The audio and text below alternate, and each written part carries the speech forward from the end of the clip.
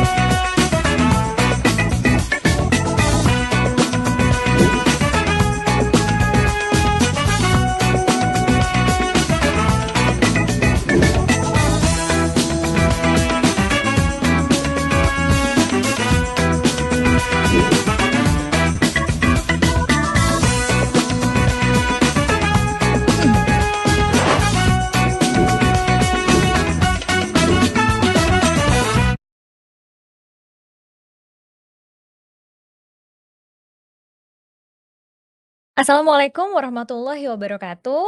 Selamat siang Bapak Ibu sekalian, salam sejahtera untuk kita semua. Selamat datang di acara POS, Pertamina Online and Learning Sharing. Pada tanggal 21 April 2026 ini, kita akan, mengadakan sharing session yang diselenggarakan oleh POS. Kebetulan bertepatan juga dengan Hari Kartini. Sebelumnya saya ingin mengucapkan selamat Hari Kartini kepada seluruh wanita Indonesia, kepada seluruh perwira dan pertiwi Pertamina. Semoga semangat Kartini selalu ada di dalam diri kita, sehingga kita bisa menjadi wanita yang tangguh dan bisa bermanfaat untuk sesama. Terima kasih kepada Sobat POS dan Sobat Tumbuh yang sudah ikut bergabung dalam acara sesi POS siang hari ini. Pastinya kami akan terus berupaya untuk membagikan energi positif melalui budaya sharing knowledge. Tidak lupa, kami juga ingin berterima kasih kepada Pertamina Murtiga yang sudah menyediakan tempat dan bersedia menjadi tuan rumah dalam acara siang hari ini. Izinkan saya memperkenalkan diri, saya dengan Dr. Novi dari perusahaan gas negara. Senang sekali hari ini saya diberikan kesempatan untuk menjadi moderator dalam memandu acara siang hari ini. Acara siang hari ini sangat luar biasa karena tema kita juga begitu luar biasa sesuai dengan Hari Kartini yang sangat luar biasa. Tema kita adalah Creating Safe Workplace Culture, Boundaries, Consent, and Professionalism. Dalam POS kali ini, POS dan Growth Corner berbagi dengan Sobat POS dan Sobat Tumbuh melalui acara Growth Talks yang mengangkat tema penting, yaitu membangun budaya tempat kerja yang aman. Di sini kita akan berbicara tentang batasan fisik, konsen, dan profesionalisme sebagai pilar esensial bagi lingkungan kerja yang sehat dan bersama bisa kita ciptakan ruangan yang aman, saling menghargai, dan berintegritas. Budaya kerja yang aman bukan sekedar aturan, tapi fondasi untuk pertumbuhan dan keberlangsungan. Di sini saya ingin mengajak kita semua untuk berpikir, bagaimana dan apa peran yang dapat kita lakukan dalam membawa perubahan yang lebih besar. Sebagai bentuk aksi awal yang nyata, tentunya kita dibantu oleh narasumber yang sangat luar biasa yang sudah hadir pada siang hari ini. Di sini ada Ibu Vivi atau Ibu Erviani Suryani Sisilia. Selamat siang Ibu. Selamat siang. Iya, terima kasih atas kesediaannya untuk hadir siang hari ini, berbagi dengan kita, memberikan insight positif di siang hari ini. Sebelumnya saya akan membacakan CV dari narasumber kita pada siang hari ini. Ibu Vivi adalah seorang sarjana psikologi dari Universitas Katolik Sugija Pranata di Semarang, yang kemudian melanjutkan profesi di universitas yang sama. Ibu Vivi sudah begitu banyak memiliki pengalaman kerja yang sangat luar biasa. Beliau juga pernah menjadi staf profesional di Lembaga Psikologi UI, manajer divisi konseling dan edukasi di Lembaga Psikologi UI. Kemudian beliau juga pernah menjadi konselor program EAP di perusahaan gas negara sejak tahun 2015 sampai 2021. Kemudian di tahun 2015 sampai 2016 beliau juga pernah menjadi konselor di PT Pelindo. Bu Vivi juga memiliki pengalaman yang luar biasa sejak tahun 2015 sampai dengan sekarang. Beliau menjadi psikolog konselor, konsultan, trainer independen di Lembaga Psikologi Terapan UI atau LPTUI, Bank Mandiri, Konsela, Biro Psikologi Arahan, Bilo Psikologi Kreasi Asa Niscita. Dengan begitu banyak pengalaman yang sudah dijalani oleh Ibu Vivi, tentu saja Ibu Vivi akan memberikan banyak insight positif kepada kita semua di hari ini. Jadi, untuk Sobat Pos dan Sobat Tumbuh semua yang mungkin sudah tidak sabar ya untuk, memulai kegiatan, hari ini, di sini saya ingin menjelaskan bahwa narasumber kita akan memberikan paparan kurang lebih selama 30 menit. Selanjutnya akan dilanjutkan dengan sesi tanya jawab yang akan saya pandu. Pada kesempatan kali ini, panitia telah menyiapkan begitu banyak, hadiah yang menarik ya, untuk, penanya yang beruntung. Jadi jangan malu-malu untuk bertanya ya. Penanya yang beruntung nanti akan mendapatkan voucher senilai Rp100.000 dan juga ada souvenir yang menarik dari Growth Corner. Baik, mungkin untuk seluruh Sobat Pos dan Sobat Tumbuh Perwira yang sudah hadir, selamat mengikuti sesi kali ini, semoga menjadi langkah awal aksi nyata untuk kita bersama. Waktu dan tempat saya persilahkan. Silahkan Ibu. Baik, terima kasih Dokter Novi. Selamat siang Sobat Pols, Sobat Tumbuh. Kita ketemu lagi dengan satu tema yang katanya tadi penting Luar sekali, biasa. luar biasa, tapi juga mungkin ngeri-ngeri sedap. Gitu ya, karena kita membangun yang namanya culture budaya. Yang kalau kita sebut dengan budaya berarti harus dimulai, kemudian harus dijaga, dipertahankan, dan harus dievaluasi. Ya, baik, kita akan melihat sebetulnya safe workplace culture itu seperti apa dan bagaimana cara kita membangun sesuatu yang aman ya. Nah, aman itu kayak apa sih gitu ya? Oke. Nah, ciptakan budaya yang aman di tempat kerja itu kita sebut dengan membangun suatu kebiasaan baru ya. Nah, aman itu identiknya adalah dengan keselamatan fisik ya. Mungkin di sini tidak asing lagi dengan istilah-istilah yang diberikan safety, safety, safety, safety gitu ya. Tapi itu adalah istilah yang sering dikumandangkan hanya berkaitan dengan keselamatan kerja ya, supaya zero apa istilahnya Zero ya, fatality. zero fatality ya, Safety first. safety first itu yang banyak sekali dikumandangkan dan menjadi tolak ukur satu perusahaan ketika keberhasilannya ada di situ. Tapi coba kita lihat sekarang ya, seperti yang dikumandangkan zaman dulu, orang harus sehat supaya dia bekerja dengan optimal. Lalu belakangan muncul adalah kesehatan, bukan hanya kesehatan fisik saja, tapi kesehatan mental. Ya, nah di sini saya ingin mengajak Sobat Pols dan Sobat Tumbuh untuk juga melihat bahwa apakah rasa aman yang saya lakukan, yang saya terapkan di perusahaan ini hanya berdasarkan dengan rasa aman secara fisik. Apakah rasa aman itu juga sudah sampai ke sini nih, hati gitu ya. Nah, bagaimana dengan aman secara mental, aman secara psikis ya. Nah, ini yang kita coba lihat. Sekarang coba direnungkan, bahkan mungkin dibuka matanya, dibuka hatinya, apa yang terjadi di lingkungan kerja saya. Apakah saya sudah merasa aman untuk bekerja di sini? Apakah saya sudah cukup bebas mengemukakan pendapat?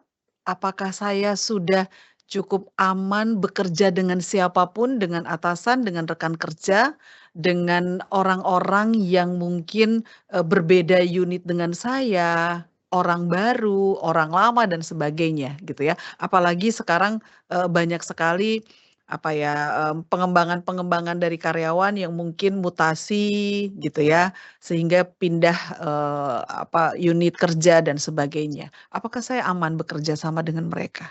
Apakah saya aman juga ketika saya harus berbicara, harus ngobrol yang mungkin sifatnya tidak sangat tidak sangat, menjurus pada pekerjaan. Intinya adalah di, tempat kerja saya. Ya, atau saya, aduh kalau sama Pak itu saya yang, rapat kamu aja deh, saya nanti backup aja. Itu juga sudah jadi tanda tanya, kenapa?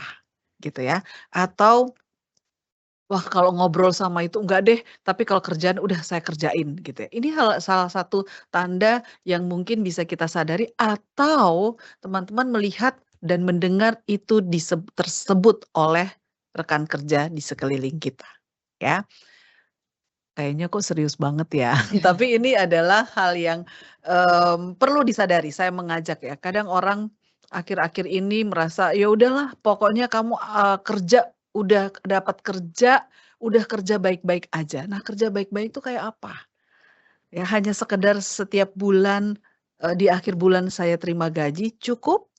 Atau sebetulnya saya butuh sih, tapi setiap mau pergi kerja rasanya nggak aman? Ya, hati saya cemas dan sebagainya. Itu yang, saya ingin kita sadari bersama, ya. Mulai dari situ soalnya untuk membangun, tempat kerja yang aman, ya. Oke. Nah, kenapa ini penting untuk kita sadari dan kenapa isu ini juga diangkat ya, karena sebetulnya sebuah perusahaan yang bekerja di situ, itu adalah tanggung jawab bersama ya. Segala sesuatu yang terjadi di kalangan perusahaan, di kalangan tempat kerja kita, itu adalah tanggung jawab bersama. Bukan unit ini, atasannya siapa? Ya Pak X lah yang tanggung jawab gitu ya, atau ya security gedung inilah gitu kan, atau siapa yang udah lama dong senior secara, eee waktu kerja ya, lama kerja, oh dia tuh yang paling bertanggung jawab, enggak. Kita sadari bersama bahwa tanggung jawab itu adalah tanggung jawab bersama di semua lini, ya. Kemudian, apapun yang terjadi di situ, entah aturan, entah kebiasaan-kebiasaan yang terjadi gitu, itu kita sadari juga bahwa itu adalah komitmen bersama ya. Segala sesuatu yang dianggap baik dan perlu, maka dilakukan juga bersama. Ketika sudah menjadi aturan di unit X, unit B, unit A, itu kayaknya kalau saya nggak ngikut, waduh nanti dikirain, tidak mendukung, seperti itu. Padahal saya mungkin nggak nyaman. Ya, tapi karena sudah jadi komitmen, maka ada keharusan saya untuk melakukan itu. Sekarang tinggal kita lihat apakah komitmen itu, hanya memihak orang-orang tertentu atau saya juga sebetulnya diuntungkan dan nggak apa-apa, gitu ya. Atau ternyata beberapa orang tidak nyaman dengan komitmen itu, tapi karena si A, si B, yang mencanangkan ya terpaksa ikut, ya. Ini semua yang saya sebut ini adalah hal-hal yang berkaitan dengan rasa aman ya, untuk aturan-aturan kerja yang sifatnya adalah, memang sudah jadi program di perusahaan ini, ya silahkan. Tapi yang saya maksud di sini adalah hal-hal yang berkaitan dengan rasa aman dalam bekerja. Lalu, kenapa juga penting adalah yang ketiga, bentuk profesional nih. Semua karyawan adalah perwakilan atau wajah dari sebuah perusahaan. Jangan bilang bahwa, oh Pertamina itu kan, dilihat dari direkturnya gitu ya, minimal sampai jajaran, manajerial tertentu lah. Kita mah karyawan biasa, kita mah staf biasa, jadi ya kita hanya ngikut aja. Enggak, ya. Apapun perilaku yang kita tampilkan, kata-kata yang kita sebutkan, maka itu adalah perwujudan dari perusahaan ini. Apalagi zaman sekarang, senggol dikit udah deh kena gitu ya. Jadi, kita harus hati-hati ketika bersikap bahkan bukan di tempat kerja, di luar sana juga ketika kita melakukan perilaku atau mengatakan sesuatu yang tidak, nyaman buat orang lain, maka netizen ya, akan bertanya, "Ini orang mana nih? Kerja di mana nih?" Gitu ya. Ini yang Betul. saya sebut dengan semua karyawan adalah perwakilan atau wajah, image dari perusahaan Representatif tersebut perusahaan. ya. Jadi representatif dia adalah perwakilan, nggak bisa bohong gitu ya. Nggak bisa "Bukan saya hanya staff," dan sebagainya. Yang tanggung jawab atasan saya, enggak. Nah, artinya ketika ada perilaku-perilaku atau kata-kata yang tidak membuat orang tidak aman, maka itu bisa saja mencerminkan, wah perusahaan ini ternyata budayanya kayak begini ya, atau unit kerja ini ternyata seperti itu ya. Ini harus kita sadari. Jadi 3 hal ini kenapa, membuat topik ini menjadi penting. Oke? Kita lanjut. Nah, untuk menciptakan rasa aman di tempat kerja, tadi saya katakan bahwa semua karyawan di jenjang manapun, ya. Memulainya dari siapa nih? Dari atasan gitu ya. Nanti saya akan jelaskan di belakang betapa pentingnya, role model ya. Tapi kita juga lihat aturan yang dibuat berdasarkan budaya perusahaan itu seperti apa. Jadi cara meng-create ya.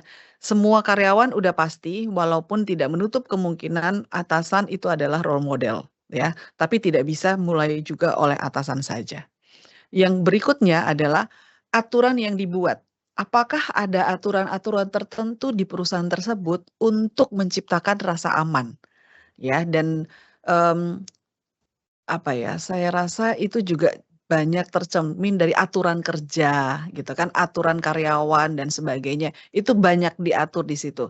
Tapi kita sekarang yang perlu kita cermati adalah apakah aturan-aturan tersebut juga sudah mewakili, rasa aman yang dirasakan oleh setiap pekerja di situ, ya.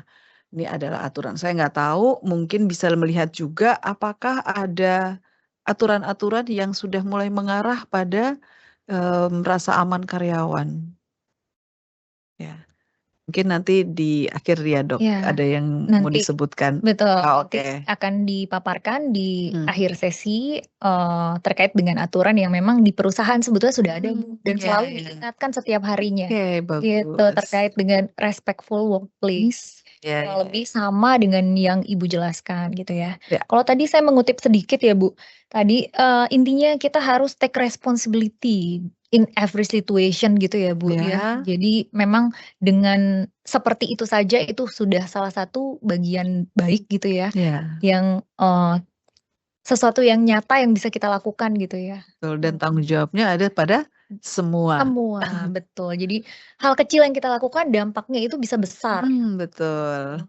Iya iya. Karena apalagi sekarang eranya digital ya, Bu. Iya. Sedikit-sedikit masuk sosmed, Apalagi kemudian ada yang rekam iya, gitu ya, atau betul hanya betul. iseng-iseng aja gitu, Betul tapi itu, betul. menjadi, concern kita ya. Betul. Oke. Baik, lalu bagaimana menerapkannya ya? Tadi sempat disinggung sama Dokter Novi, harus jadi menu utama. Mhm. Kalau, orang bilang oh, rasa aman hanya fisik aja karena, perusahaan kita identik dengan hal-hal yang sifatnya adalah menggunakan alat-alat berat tertentu, misalnya kayak Mhm. gitu. Atau, ruang kerjanya, harus safety karena berisi alat-alat tertentu gitu ya, yang, spesifik berbeda dengan di perusahaan lain gitu. Nah, tapi apakah hanya itu? Kalau hanya fisik berarti kan menu utamanya adalah fisik. Segala Mhm. sesuatu yang merugikan atau mengganggu keselamatan fisik, maka itu yang digembar-gemborkan. Nah, sekarang isu rasa aman secara, mental, secara Psikis psikis, apakah itu juga diperhatikan. diperhatikan ya? Jadi itu yang saya sebut bagaimana penerapan di awal ini sudah menjadi menu utama atau ya nanti dululah, ada Mhm. aturan yang lebih penting. Iya. Itu sangat, berpengaruh gitu ya untuk menerapkan, budaya, perilaku rasa aman ini. Oke, kemudian profesional ya. Profesional di sini kadang suka dikaitkan dengan, ya profesional kan ketika saya mengerjakan tugas saya dengan baik, udah itu profesional. Saya sebagai, perwira di sini adalah profesional saya di situ. Itu yang sering menjadi mindset. Nah, profesional bersikap itu kan juga Iya, termasuk betul gitu sekali. ya, bahwa setiap perwira di sini ketika dia mengerjakan tugas-tugasnya, sikap-sikapnya itu juga profesional atau tidak. Betul. Bukan hanya hasil kerja saja, Betul. tapi sikapnya juga. Nah, sikap ini yang akan terlihat bahwa orang merasa aman nggak dengan Mhm. sikap dia waktu dia memberikan tugas? Orang merasa aman nggak ketika di-lead oleh si A, si B, Betul betul. kata-katanya, perilaku-perilaku yang mungkin receh ya, seperti menyapa dengan sentuhan tangan. Mhm. Ada orang tertentu sorry, Nggak nyaman ya? yang tidak nyaman ya. Nah, ini sebetulnya bentuk dari profesional. Dievaluasi bentuk, saya bersikap ketika saya mengerjakan tugas saya seperti apa. Lalu yang tidak kalah pentingnya adalah bagaimana mau menerapkan kalau ini bukan jadi kesepakatan Betul. bersama. Ada pihak-pihak tertentu yang, "Udahlah itu nggak terlalu Iya, beda penting," gitu batasan ya, ya. Bu, ya, beda POV Beda mungkin iya ya? betul, bagi dia itu nggak terlalu penting. Iya. Atau kalau kamu nggak aman, nggak nyaman, ada EAP gitu ya, Iya iya, betul. dilempar di situ. Nah, ini kesepakatan bersama ini yang juga harus dilihat ya. Nah, lebih mengerucut lagi, sebetulnya bagaimana kita menerapkan rasa aman ini menjadi sebuah budaya, role model. Tidak bisa dipungkiri ya. Mereka yang senior, senior tanda kutip, senior udah lama di unit kerja itu atau senior dari segi jabatan, posisi ya. Itu mau nggak mau jadi role model. Kita sebagai manusia secara psikologis itu butuh contoh dan akan lebih mudah melakukan tindakan-tindakan tertentu kalau ada contoh gitu ya. Nah, dan contoh ini bisa diartikan adalah budaya. Ketika seseorang punya kebiasaan setiap pagi siapapun yang datang, "Selamat pagi," Mhm. gitu ya. Itu jadi budaya waktu saya masuk di unit tersebut, wah kok semua orang gitu ya, mau nggak mau kan saya akan Iya. mengikuti, apalagi hal baik gitu ya, akan cenderung lebih mudah mengikuti, nggak yang gini, "Di sini budayanya apa ya? Harus ngomong apa ya di pagi-pagi ya? Ngapain dulu ya?" Gitu. Ternyata budaya di situ adalah misalnya berkumpul, doa bersama, ada yang seperti itu ya, atau langsung di pantry gitu ya, ngopi bareng dulu dan sebagainya. Nah, role model ini penting. Karena tadi saya bilang secara psikologis orang butuh yang mencontohkan itu ada atau enggak. Nah, rasa aman ketika role model kita punya kata-kata yang, mmm, nyaman buat orang lain, cukup netral, tidak memihak kepada seseorang, tidak memihak pada, apa istilahnya tuh, aturan-aturan tertentu atau kebiasaan-kebiasaan tertentu, maka itu juga yang akan turun, ya. Dan, perlu ada boundaries. Walaupun dalam menentukan sikap untuk menciptakan rasa aman itu sebaiknya dilakukan oleh semua, tapi kita perlu lihat juga, ini saya perlu hati-hati dalam hal tertentu. Yang ini kayaknya bukan saya bilang aliran ya, tapi wah kalau budaya di unit ini seperti ini, apakah saya perlu ngikut gitu ya. "Ah kamu, nggak asik kalau nggak ikutan kayak gitu, biasalah kita tuh kalau ngobrol kayak begini." Nah, saya sebagai individu harus melakukan boundaries. Oke, ini adalah pekerjaan saya lakukan, tapi kalau budaya-budaya yang seperti ini, kayaknya nggak aman, nggak nyaman buat saya, maka saya nggak perlu lakukan. Ini Oke. juga salah satu bentuk ketika menerapkan budaya rasa aman di tempat kerja, harus memperhatikan ini, ya. Nah, boundaries seseorang itu antara satu orang dengan orang lain Berbeda. bisa berbeda, gitu ya. Saya cukup nyaman ngobrol dengan, ada unit-unit kerja yang dominan laki-laki, ya kan. Ada unit kerja yang, laki-laki dan perempuan biasa aja, cukup 50-50 lah. Dia terbiasa di situ, tapi ketika dia pindah di unit kerja yang lebih banyak laki-laki atau lebih banyak perempuan, di situ boleh banget gitu ya, dia menentukan boundaries dengan, untuk diri dia sendiri. Ini perlu dipahami juga ya, budaya-budaya di lingkungan kerja yang lebih sempit. Dan yang terakhir, Kalau hanya menerapkan tapi tidak ada evaluasi, percuma. Karena apa? Karena budaya, namanya juga budaya, itu bisa bergeser. Budaya bergeser pasti berkaitan dengan kepentingan dan arah dari perusahaan. Arah perusahaan sudah mengarah ke X. Berarti ada budaya-budaya tertentu yang sudah mulai disesuaikan. Saya nggak bilang ganti budaya, ya, tapi disesuaikan. Karena kalau ganti itu suka konotasinya negatif. Ah, dulu kita enak begini, sekarang kok begini gitu ya, membandingkan. Padahal mungkin yang harus dilihat adalah kenapa diganti, karena memang sudah berbeda kebutuhannya. Ini yang perlu dievaluasi. Begitu juga di unit-unit kerja tertentu, kenapa yang di unit kerja A boleh melakukan ini, sikap-sikap ini yang ditampilkan, tapi di unit kerja B kok itu kayaknya tabu dan sebagainya. Nah, ini harus dievaluasi. Ya, jadi dari melihat ini sebagai menu utama yang memang harus diterapkan, sampai ketika sudah menerapkan, ada evaluasi atau enggak? Berkaitan dengan kebutuhan-kebutuhan yang mulai muncul atau sudah bukan lagi kebutuhan. Seperti itu. Oke, baik. Nah, ketika ada pelanggaran bagaimana? Kembali lagi pada aturan yang ditetapkan ya, namun perlu melihat keunikan kasus ya. Jadi jangan yang semua karyawan tidak boleh apa? Tidak boleh bekerja dengan hanya di satu ruangan, hanya berdua misalnya kayak gitu, di satu ruangan. Oke, berarti saya nggak boleh nih semua hal gitu ya, tapi ada kasus-kasus tertentu. Oke, boleh, tapi mungkin dia pindah di ruang kerja yang lebih terbuka dan sebagainya ya. Jadi siapa pihak yang menangani pelanggaran-pelanggaran tersebut ya.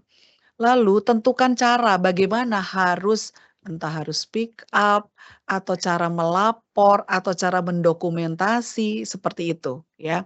Jadi aturan-aturan yang memang sudah ditetapkan, lalu kadang aturan itu caranya masih tersamar gitu ya. Jadi belum di-clear. Nah, seperti itu harus sampai pada cara. Sehingga orang ketika merasa tidak aman, nggak yang kamu aja yang lebay gitu ya. Itu pembenaran, apa istilahnya sekarang ada normalisasi ya. Jangan pernah ada normalisasi tentang bla bla bla bla bla ya, berkaitan dengan aturan atau budaya-budaya tertentu di tempat kerja ya. Itu saya katakan ada keunikan-keunikan kasus, dan kalau itu terjadi berarti karyawan perwira harus ngapain ya. Kalau mau speak up gimana caranya? Kan nggak bisa demo gitu aja gitu ya.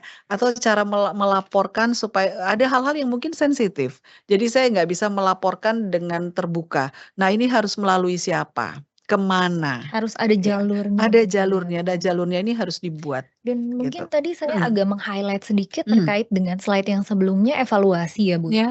Mungkin dengan adanya evaluasi yang dilakukan secara rutin, itu akan membentuk suatu budaya di lingkungan atau di unit tersebut gitu ya. Sehingga untuk kondisi-kondisi yang memang di luar dari sesuatu yang bisa dikendalikan oleh beberapa orang yang mungkin lebih tipenya lebih pemalu, lebih introvert, dengan adanya evaluasi yang tadi Ibu sebutkan tadi kan, itu bisa jadi salah satu pintu untuk Betul. mengungkapkan ya Bu ya. Iya. Paling tidak ada perbaikan dari budaya yang terbentuk gitu. Iya. Jadi memang mungkin apa yang Ibu sampaikan ini luar biasa sekali. Saya juga melihat pertanyaan sudah banyak sekali Bu. Oh, Mungkin bisa kita lanjutkan. Ya, baik.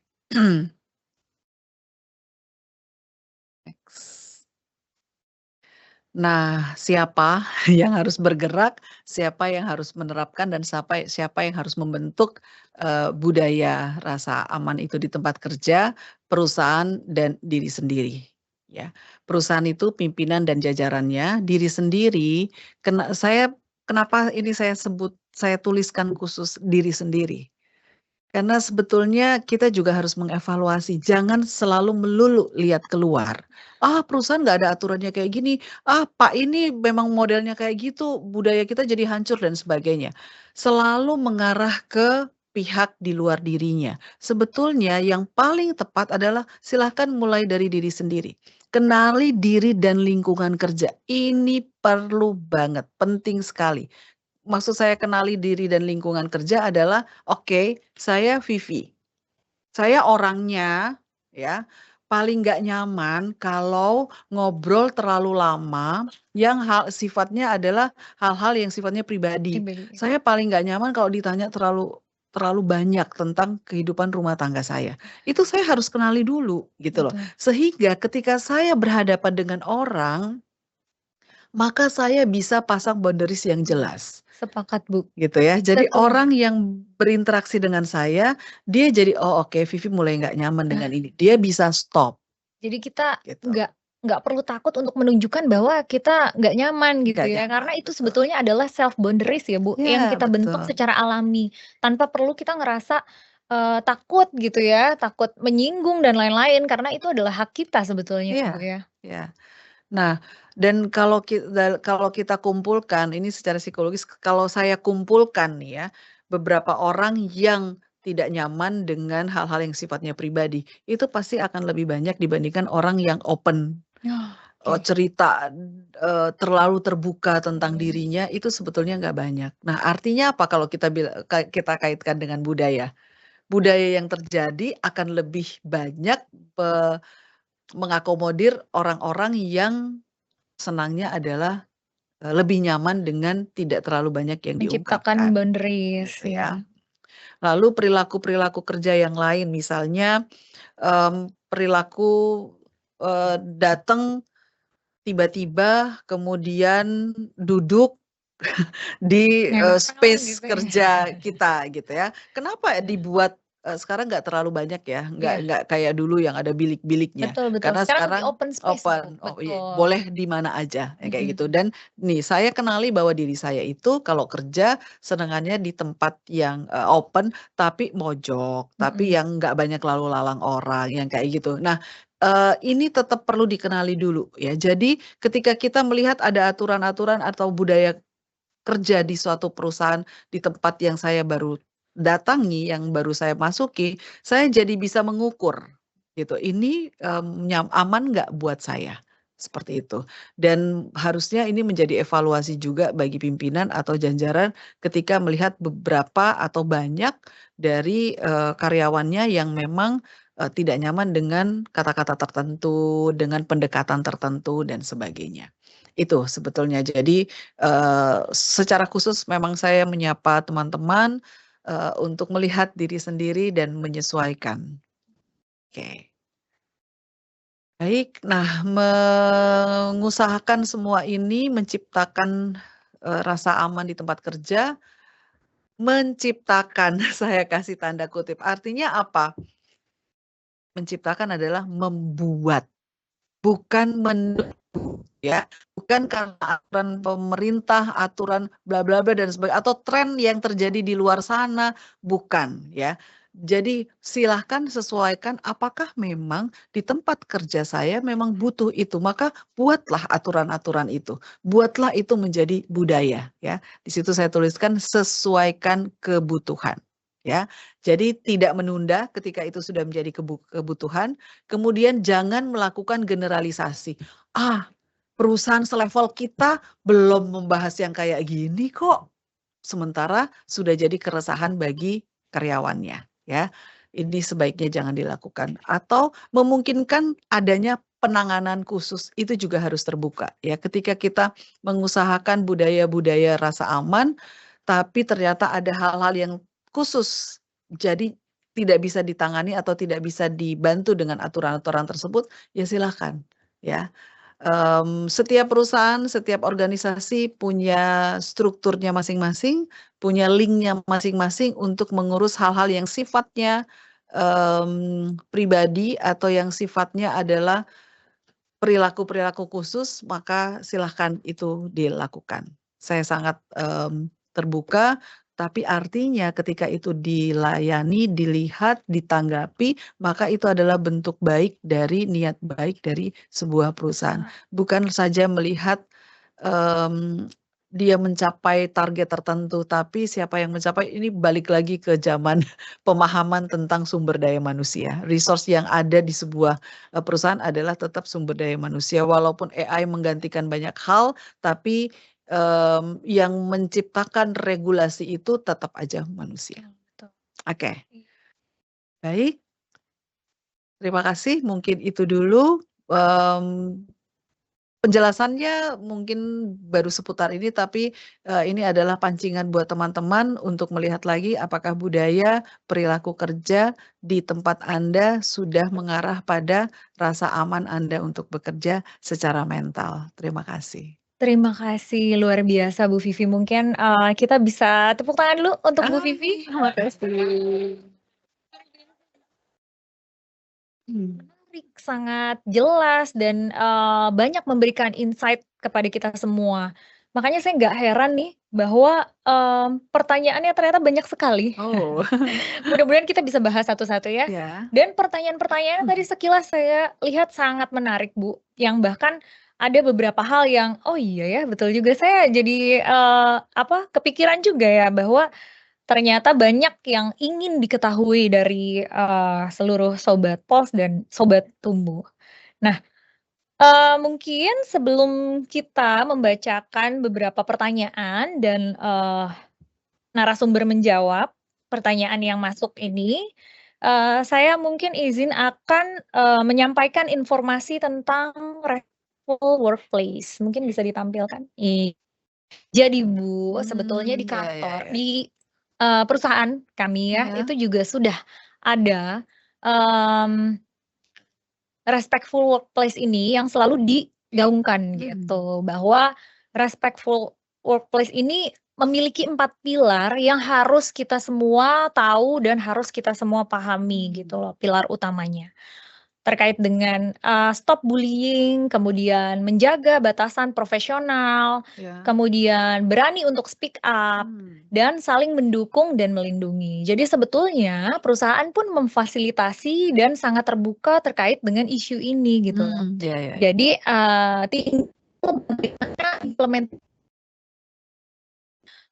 pekerja lebih bisa terbuka, dan untuk beberapa yang memiliki POV berbeda terkait dengan ini bisa menselaraskan gitu ya.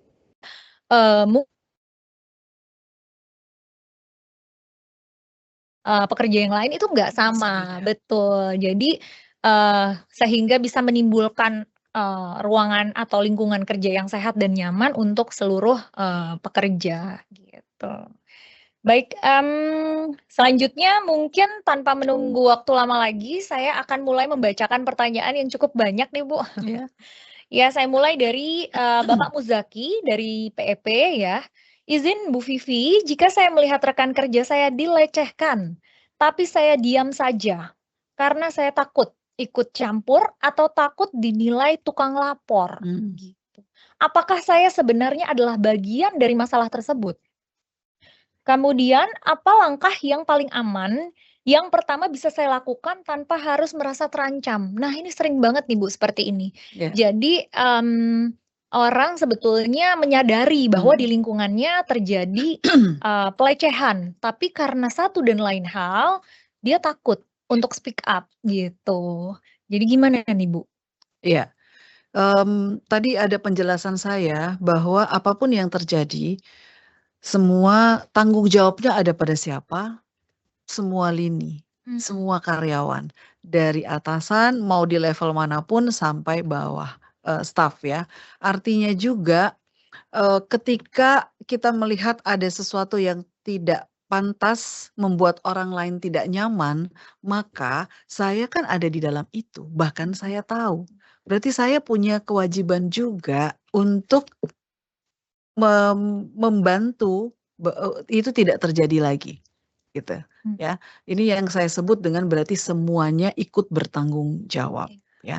Tapi saya paham banget dengan kondisi atau apa yang dirasakan Pak Muzaki ya, bahwa itu nggak mudah ya, karena bisa aja yang jadi normalisasi adalah kamu sok suci. Ya. Gitu kan, makanya lapor-lapor gitu ya. Itu hantaman keras buat kita ya. sehingga kita tidak bisa speak up. Nah ini berarti sebelum ada kejadian-kejadian yang membuat orang tidak nyaman, berarti ada hal-hal yang harus jadi budaya juga bahwa speak up boleh, gitu ya kan. Kemudian mengumandangkan atau mengangkat sesuatu yang tidak nyaman atau tidak aman itu adalah kewajiban. Ya, ini ya berarti ini yang harus dimulai dulu. Betul. Nah, cara mulainya nggak yang langsung juga pada kasus, tapi dimulainya dengan apa? Di rapat-rapat tertentu, semua orang berhak untuk punya pendapat, gitu ya. Atau di tempat kerja, waktu ngobrol biasa gitu ya, sedang mengerjakan pekerjaannya masing-masing, tidak dalam satu meeting, itu ada budaya yang semua boleh ngobrol, semua boleh berpendapat gitu ya. Karena ya beberapa yang saya lihat juga dan pernah mengalami juga itu ngobrol, udah tahu mana tahu lu misalnya kayak gitu ya, atau udah diem aja lu gitu kan. Itu sepertinya bercanda, tapi itu membungkam orang yang akhirnya dia rasa bahwa oh budaya di sini kayak gini.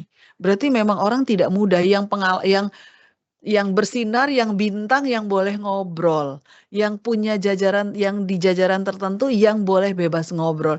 Itu secara nggak langsung juga bisa menjadi budaya sehingga orang takut untuk speak up. Betul. Jadi budayanya nggak langsung hajar bisa speak up atau enggak ketika ada sesuatu yang tidak baik gitu ya, yang melanggar aturan bisa nggak? Bukan itu.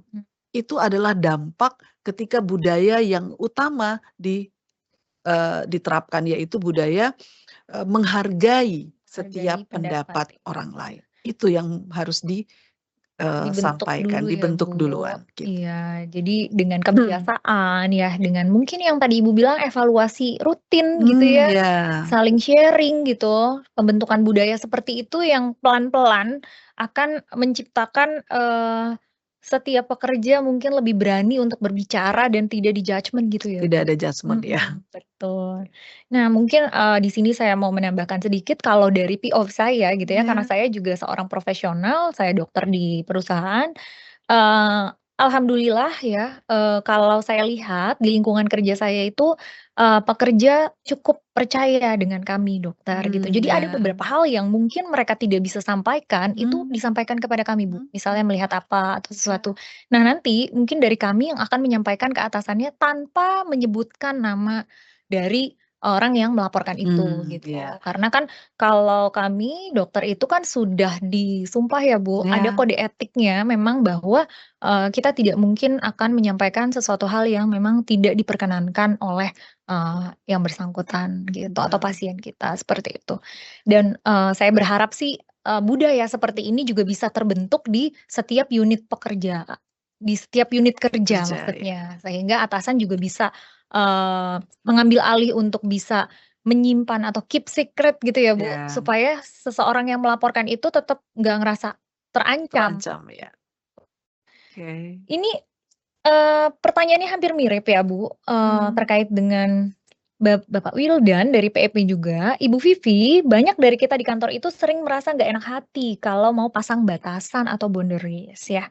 Apalagi ke atasan atau ke senior, takutnya nanti dianggap nggak mau diajak kerja sama atau dibilang kaku, gitu. Kira-kira bagaimana caranya supaya kita tetap bisa tegas untuk diri sendiri, tapi tetap terlihat profesional dan tidak menjadi merusak hubungan kerja? Ya, ini yang tadi saya sempat singgung diri sendiri, ya, kenali diri sendiri. Nah, ini bisa mulai dari diri sendiri dan nggak harus ketika ada kejadian untuk menyampaikan sesuatu yang tidak nyaman, baru saya membuat sikap, "Ah, takut nih atasan saya nanti, punya pandangan tertentu." Itu kan artinya sudah kejadian. Nah, saya menghimbau dan mengajak sebelum itu sudah mulai, gitu ya. Artinya apa, saya balik lagi, saya cukup terbiasa berdiskusi dengan atasan saya. Dia setuju nggak setuju, tapi saya memberanikan diri menyampaikan. Dan itu adalah hak karyawan mau, dia sorry, jabatan apapun kan itu ada jenjangnya ya. Betul Berarti kalau yang ini dia ngomongnya ke atasannya, yang betul. atasannya lagi Biasanya ya seperti itu, seperti itu ya, ada betul. jenjangnya. Silahkan ikuti jenjang itu dulu, itu untuk membiasakan ya. Tapi kalau Wildan. Pak Wildan sekarang yang saya sarankan pakailah orang-orang yang cukup berpengaruh untuk atasan Anda ya. Tapi ini juga harus cermat, jangan ember. Ember maksudnya pada siapapun, kayaknya dia deket nih sama Pak A gitu kan Iya iya. atasannya, lalu dia mencoba pakai cara itu. Artinya trial and error ya. Nah, ini juga saya tidak sarankan, tapi memang yang sudah dia lihat dan cukup bijak ya, cukup bijak untuk membawa ini atau membantu dia, mendampingi Pak Wildan untuk speak up ke atasan. Gitu. Jadi nggak sendirian. Biasanya kalau sendirian tuh merasa ini udah overthinking gitu. Iya. Aduh nanti saya diapain, aduh nanti Merasa saya insecure ya, iya Bu? saya nanti dikata-katain dan sebagainya. Tapi kalau mengajak Ada yang yang mendampingi. ada yang mendampingi entah seniornya, senior mungkin bukan senior jabatan ya, itu bisa sangat membantu gitu. Jadi Iya. saya sarankan memang dengan Caranya seperti itu seperti ya. itu. Baik, mudah-mudahan jelas ya Pak Wildan ya, dan mudah-mudahan apa yang disampaikan Bu Vivi bisa, dilakukan dan membantu, kondisi yang dialami oleh Pak Wildan. Kemudian saya lanjutkan ya Bu ya, Ya. dari Bapak Ari dari SHG, "Terima kasih Growth Corner sudah mengangkat tema ini.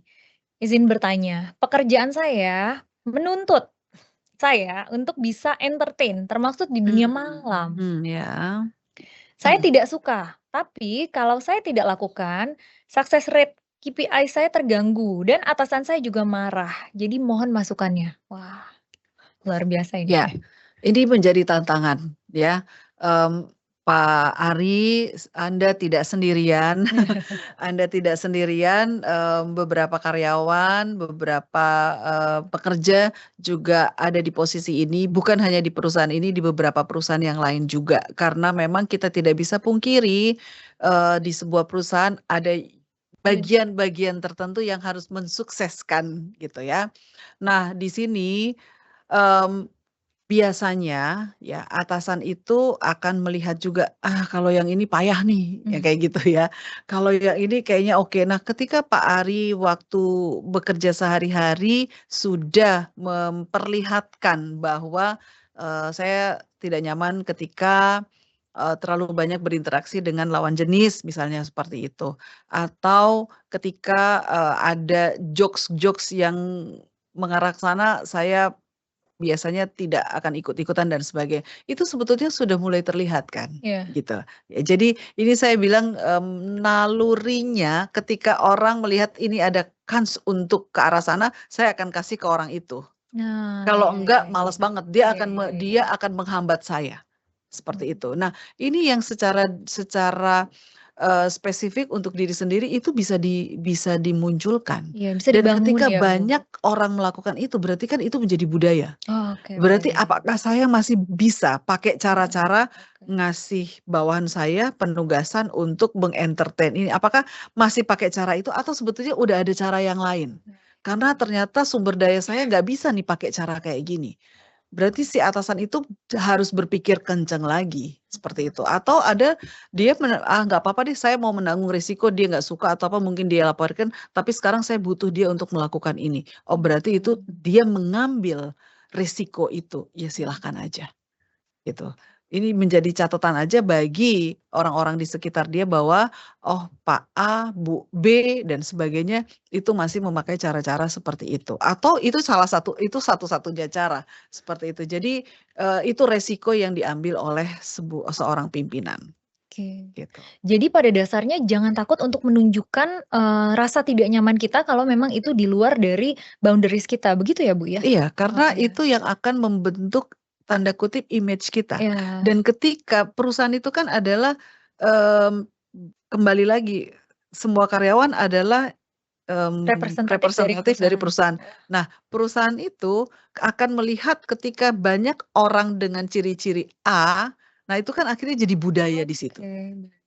Pembentukan budaya seperti itu. Jadi memang pada awalnya akan sangat tidak nyaman karena harus, menunjukkan sesuatu yang, mungkin batasan atau boundaries-nya dia yang mungkin tidak akan disukai oleh atasannya gitu ya. Iya Tapi ya teguhlah untuk seperti itu gitu ya, Bu, ya. iya, Intinya itu tetap kan ya, tetap heeh. menunjukkan bahwa saya tidak nyaman di Ya, situ. supaya nanti, image-nya terbentuk bahwa dengan, Bapak yang ini tidak bisa kalau disuruh, bekerja dengan Cara-cara kondisi bekerja cara-cara yang seperti seperti itu, itu. ya. Oke, Tapi kalau baik. untuk, ini kan situasinya mungkin cukup, apa ya, menekan sehingga, aduh saya nggak bisa berbuat apa padahal saya nggak suka. Itu mungkin butuh untuk berdiskusi, sekedar Baik. walaupun saat itu belum ada yang bisa dilakukan. Belum bisa yang, "Oke, saya pindahkan ya Pak Ari ke ini supaya tidak mengerjakan." Itu nggak mudah, saya akui itu nggak mudah juga gitu. Tapi untuk membantu supaya bahwa saya tidak sendirian saja, mungkin Bapak bisa ngobrol, ya bahasa kita curhat gitu ya, dengan, para ahli dan di sini sudah ada EAP mungkin ya, Betul jadi betul. bisa Jadi memang memakai jalur tersebut. ya ada Employee Assistance Program atau Ya, EAP. Dulu Bu Vivi juga pernah iya, ya bergabung menjadi salah satu konselor EAP di perusahaan gas negara ya. Jadi, mungkin Pak Ari bisa untuk konseling atau melakukan konselor di EAP untuk menyampaikan hal tersebut, sehingga nanti bisa dibantu jalan keluarnya begitu ya, Bu, ya? ya minimal membuat rasa, bahwa dipahami, dia tidak nyaman menjalankan pekerjaan seperti Iya, ini. Tapi, betul. sambil melakukan itu, Pak Ari juga tetap konsisten memperlihatkan bahwa, ada hal-hal yang dia tidak nyaman, seperti itu. Baik, terima kasih Ibu Vivi, mudah-mudahan, Pak Ari terbantu dengan jawaban Bu Vivi ya. Saya lanjut, ini, dari anonim, agak sensitif ya Bu. Bu Vivi, di kantor saya ada yang Mhm, selingkuh dan suka sama suka. Tapi sebenarnya pas mereka bekerja sangat profesional mmm. dan cukup produktif. Saya cuma risih melihatnya, sebaiknya saya laporkan atau bagaimana? Ya, tadi, masalahnya si pasangan ini sudah membungkam dengan mereka kerjanya profesional, gitu Ya, ya. Ini yang sering sekali terjadi dan kita akhirnya tidak speak up dan kita akhirnya ini menjadi kayak normalisasi. Ini kan menormalisasi tempat sesuatu kerja, ya itu yang kan tidak baik. iya, saya bekerja di sini dan hasil saya oke, lu mau Mmm, ngomong apa? ya, Kan gitu. Itu yang akhirnya terjadi normalisasi terus pudar sudah. Budaya-budaya yang ingin dibentuk untuk mewujudkan rasa aman itu, ya. Ini yang please warning banget buat semua, pihak bahwa kadang kita diam dengan hal-hal seperti ini, ya. Bukan hanya dalam perselingkuhan, mungkin dengan ya tadi, sering melakukan atau bicara dengan kata-kata yang tidak nyaman, menyudutkan orang dan sebagainya. Ya mau ngomong apa lagi lawang dia yang sering dipakai sama Pak A, Bu B, dan Pak C dan sebagainya, karena kan memang dia kerjanya oke, atau presentasinya wow, mhm, walaupun di belakang dia nyari materinya juga dari kita, tapi karena tampilannya adalah oke, maka, dianggap oke juga untuk semuanya. Nah, ini budaya ya, yang harus kita sadari bahwa ini nggak bisa kita dibiarkan. biarkan, karena ini adalah normalisasi. Caranya adalah iya betul, pertama tetap aja balik lagi ke diri kita untuk secara konsisten saya berperilaku baik, tanda kutip, baik itu kata-kata saya, sikap saya dan sebagainya. Sehingga ketika saya speak up orang nggak bisa bantah, Ya, karena memang track image-nya record saya, image baik. saya sudah Iya, tapi saya nggak bilang juga baik itu sok suci atau gimana ya, karena nanti orang begini, "Aduh, kita kan nggak yang suci-suci banget." Saya paham, ada waktu-waktu bercanda dan sebagainya, dan bercanda itu kan ada di kalangan-kalangan tertentu. Itu adalah peer-nya dia, circle-nya dia, atau bukan, ini juga harus diperhatikan iya. ya. Oke, ini melebarnya. Tapi untuk Ibu Kasus ini kasus ini, ibu atau bapak anonim ini, sebaiknya ya sebaiknya bisa dilakukan dilaporkan kalau misalnya cukup dekat. Ini tolong lihat lagi ya, cukup dekat itu artinya, secara personal ya, terbiasa Bu, secara personal, dengan berinteraksi dekat. atasannya Mhm, seperti itu bisa disampaikan, atau kenal dengan salah satu orang dekat dari 2 Kedua kedua orang yang berselingkuh itu juga bisa disampaikan. Ini cara-cara kita orang timur sih. Kalau yang namanya speak up beneran itu dia di jalur tertentu dia laporkan, gitu. Karena sebetulnya bukan kita lihat dari dia pekerjaannya oke, tapi itu kan mengganggu. betul, Itu tempat kerja. iya, Secara psikologis ketika saya masuk ke ruangan yang di mindset saya itu adalah tempat kerja, lalu ada orang-orang tertentu yang menggunakan tempat itu tidak untuk tempat kerja, kan error. betul.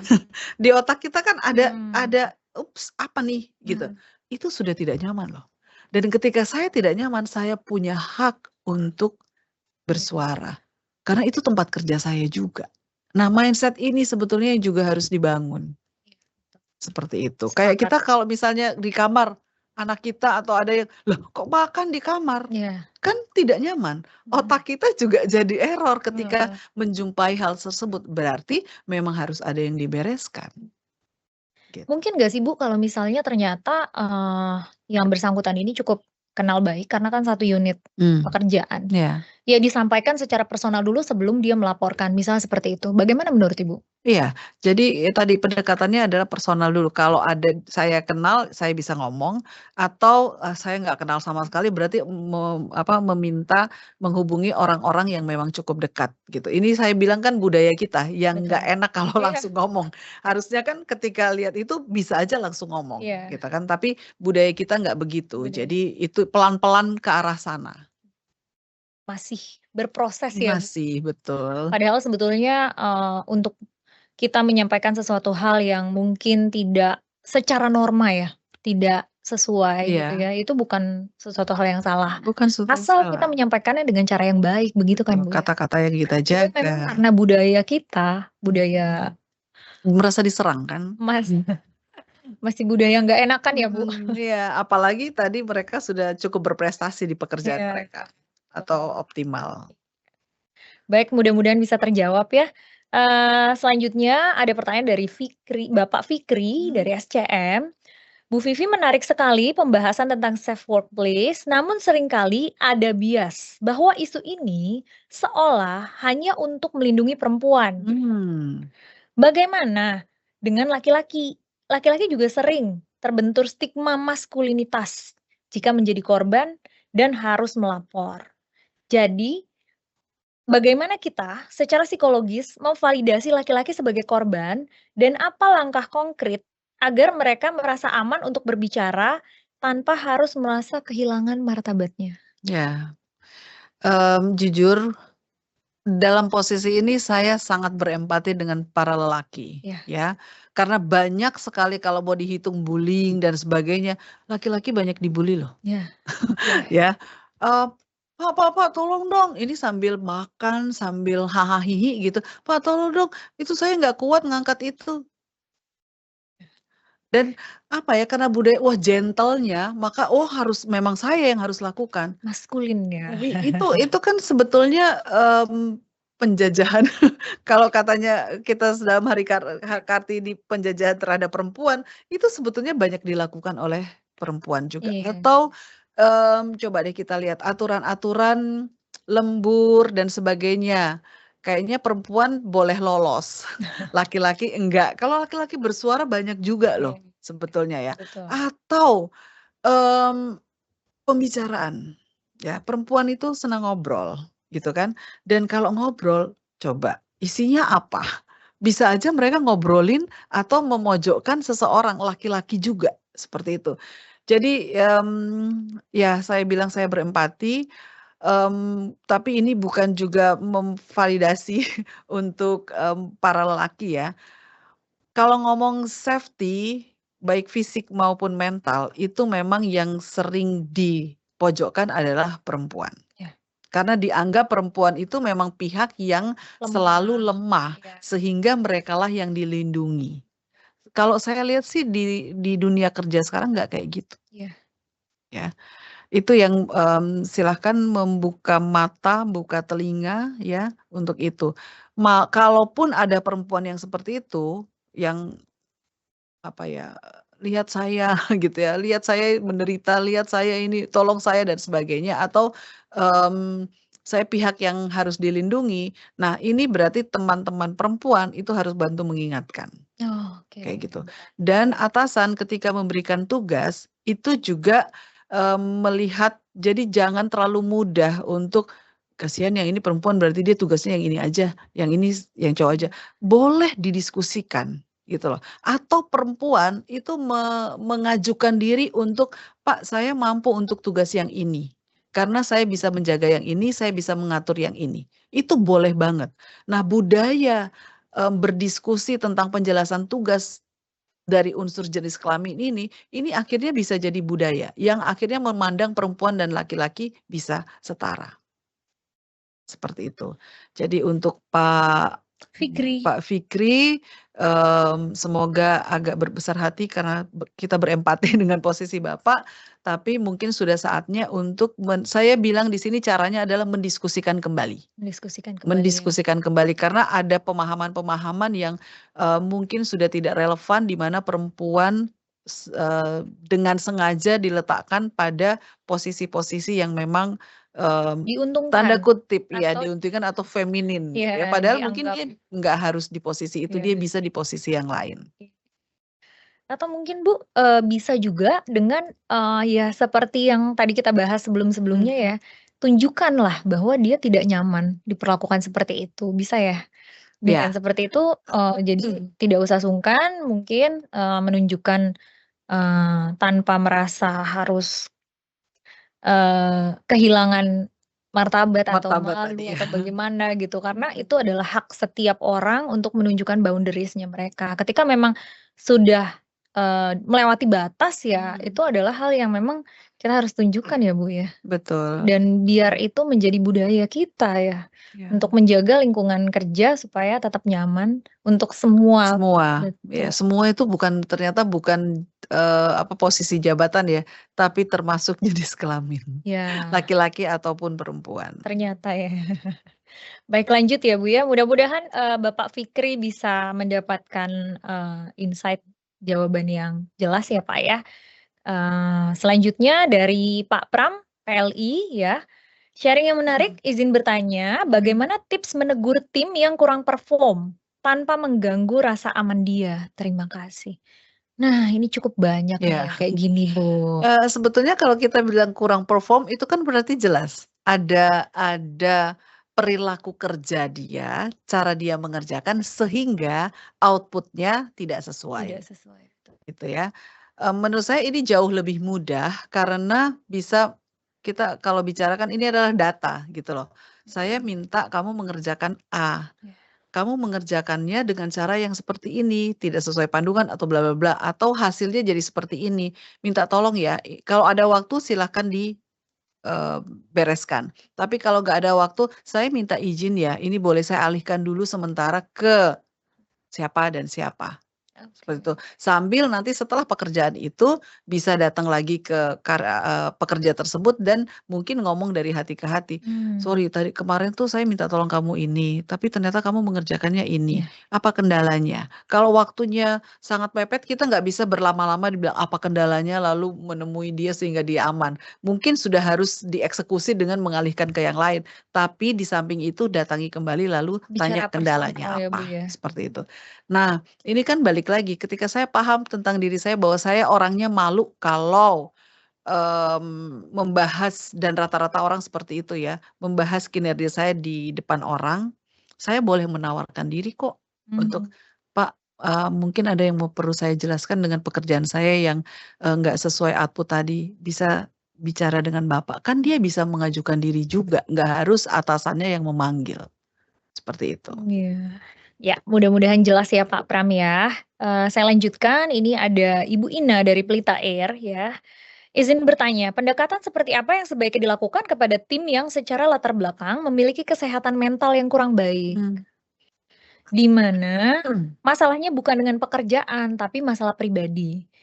Kekuatan seperti apa yang dapat kita berikan saat kita membuka diri untuk menerima curhatan tim, namun mendalami masalahnya hanya dapat dia ceritakan kepada psikiater? Iya. Ada pihak-pihak tertentu yang memang punya masalah, khusus ya, tentang kepribadian.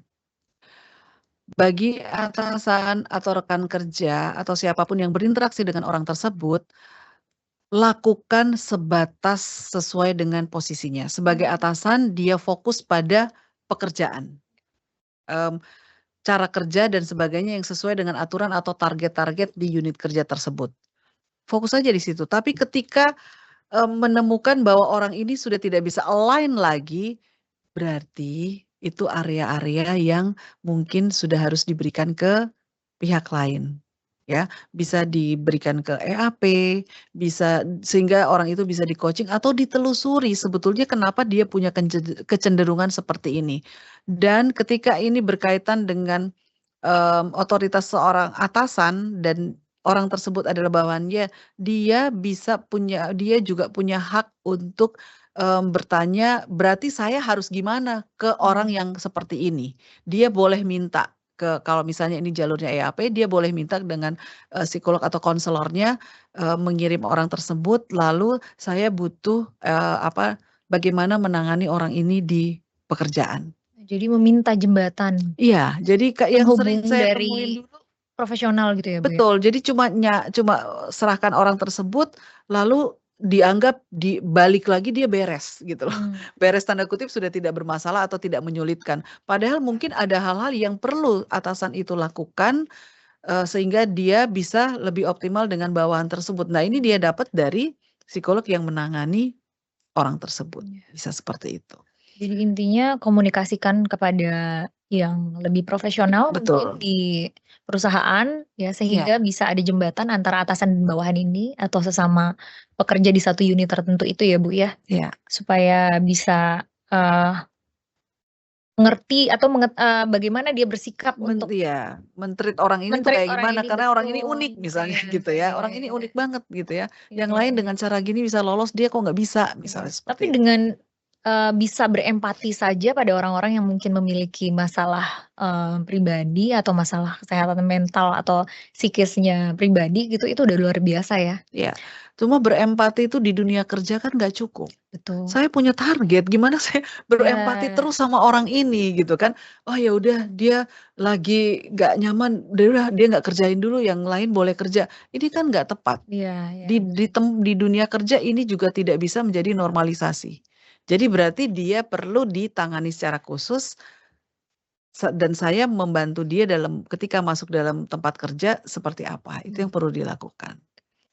Yang baik. kedua tadi apa, berkaitan dengan Mmm, tim kerja. ya kekuatan seperti apa yang dapat diberikan? Mmm, udah sih Bu itu, Oh, oke. lanjut ya Bu ya, masih banyak pertanyaannya. Oh, iya iya iya. Mungkin luar biasa pembahasan kita ya, jadi, sangat menarik sehingga banyak yang bertanya nih. Iya. Lanjutnya dari Bapak Sukali dari SCM, Bu Vivi izin bertanya, ada anggapan bahwa generasi sekarang terlalu sensitif, sementara generasi senior menganggap candaan yang tertentu itu adalah hal yang biasa. Bagaimana menjembatani perbedaan persepsi etika antara generasi di satu kantor agar tercipta harmonisasi tanpa ada yang merasa dibatasi atau tersinggung? Nah, beda gender, Iya, beda genre. Pak Sukali Pak Sukali. Sukali, oke Pak Sukali, selamat datang di generasi, Gen Z yang, sekarang menjadi rekan kerja Bapak gitu ya, menarik sekali. Ya jadi, bahkan mereka suka disebut sebagai, strawberry generation ya, Iya, karena generasi begitu stroberi. iya, begitu lembeknya mereka Iya, seperti itu. manis tapi lembek ya, Bu? Iya, depannya manis gitu, tapi belakangnya gitu ya. Oke, nah sekarang kalau kita bilang budaya, budaya itu berkaitan juga dengan jumlah ya. Ketika mereka banyak, ya Mmm, kan, sekarang kan mulai banyak nih betul generasi, betul.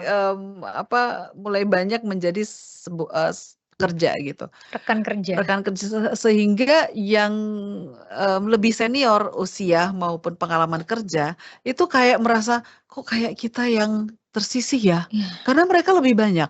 Terus oke. akhirnya jadi begini, kok jadi berubah budaya itu yang saya bilang tadi, kebutuhan. Budaya itu bisa berubah sesuai dengan kebutuhan. Nah, sekarang itu jadi kebutuhan atau enggak? Di dunia kerja ketika mereka terlalu banyak meminta excuse, apakah itu tepat? Jadi budaya itu tidak harus sama dengan ketika banyak yang kayak gitu, maka itulah yang akan jadi budaya di unit kerja ini. Enggak, ya. Yang senior yang tahu bisnis proses yang harusnya terjadi, berarti mereka yang digiring. Tapi itu mungkin berkaitan dengan pekerjaan dan target-target tertentu.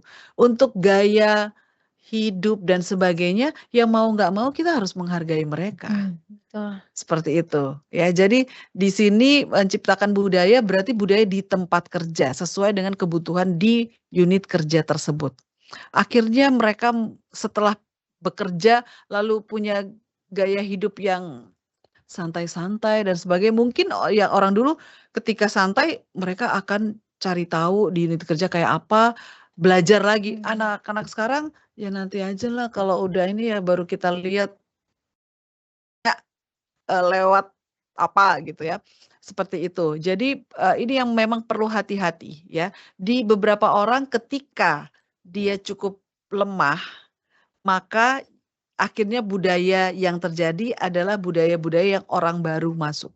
Padahal itu tidak Jadi sesuai budaya dengan yang terbentuk adalah budaya yang justru orang baru bawa ya Bu ya? betul. Oh, Ya. baik. Padahal budaya baru itu tidak sesuai Tidak dengan sesuai budaya perusahaan ini, culture-nya culture perusahaan. perusahaan ini, atau tujuan goals yang ingin dicapai oleh unit kerja tersebut. Nah, berarti kan kita membantu menjelaskan ke mereka, mempengaruhi mereka bahwa kamu perlu mencapai ini.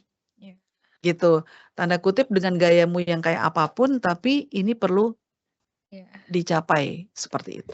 Ya, lagi-lagi jadi tunjukkan ya Bu ya, jangan terlalu Iya, tunjukkan dan menjelaskan. Iya, tunjukkan dan jelaskan, jangan dibiarkan atau kita merasa sungkan untuk menyampaikan karena beda genre jadi takut tersinggung dan lain-lain. Jadi Yang supaya sekarang tuh bukan masalah tersinggung, Mbak.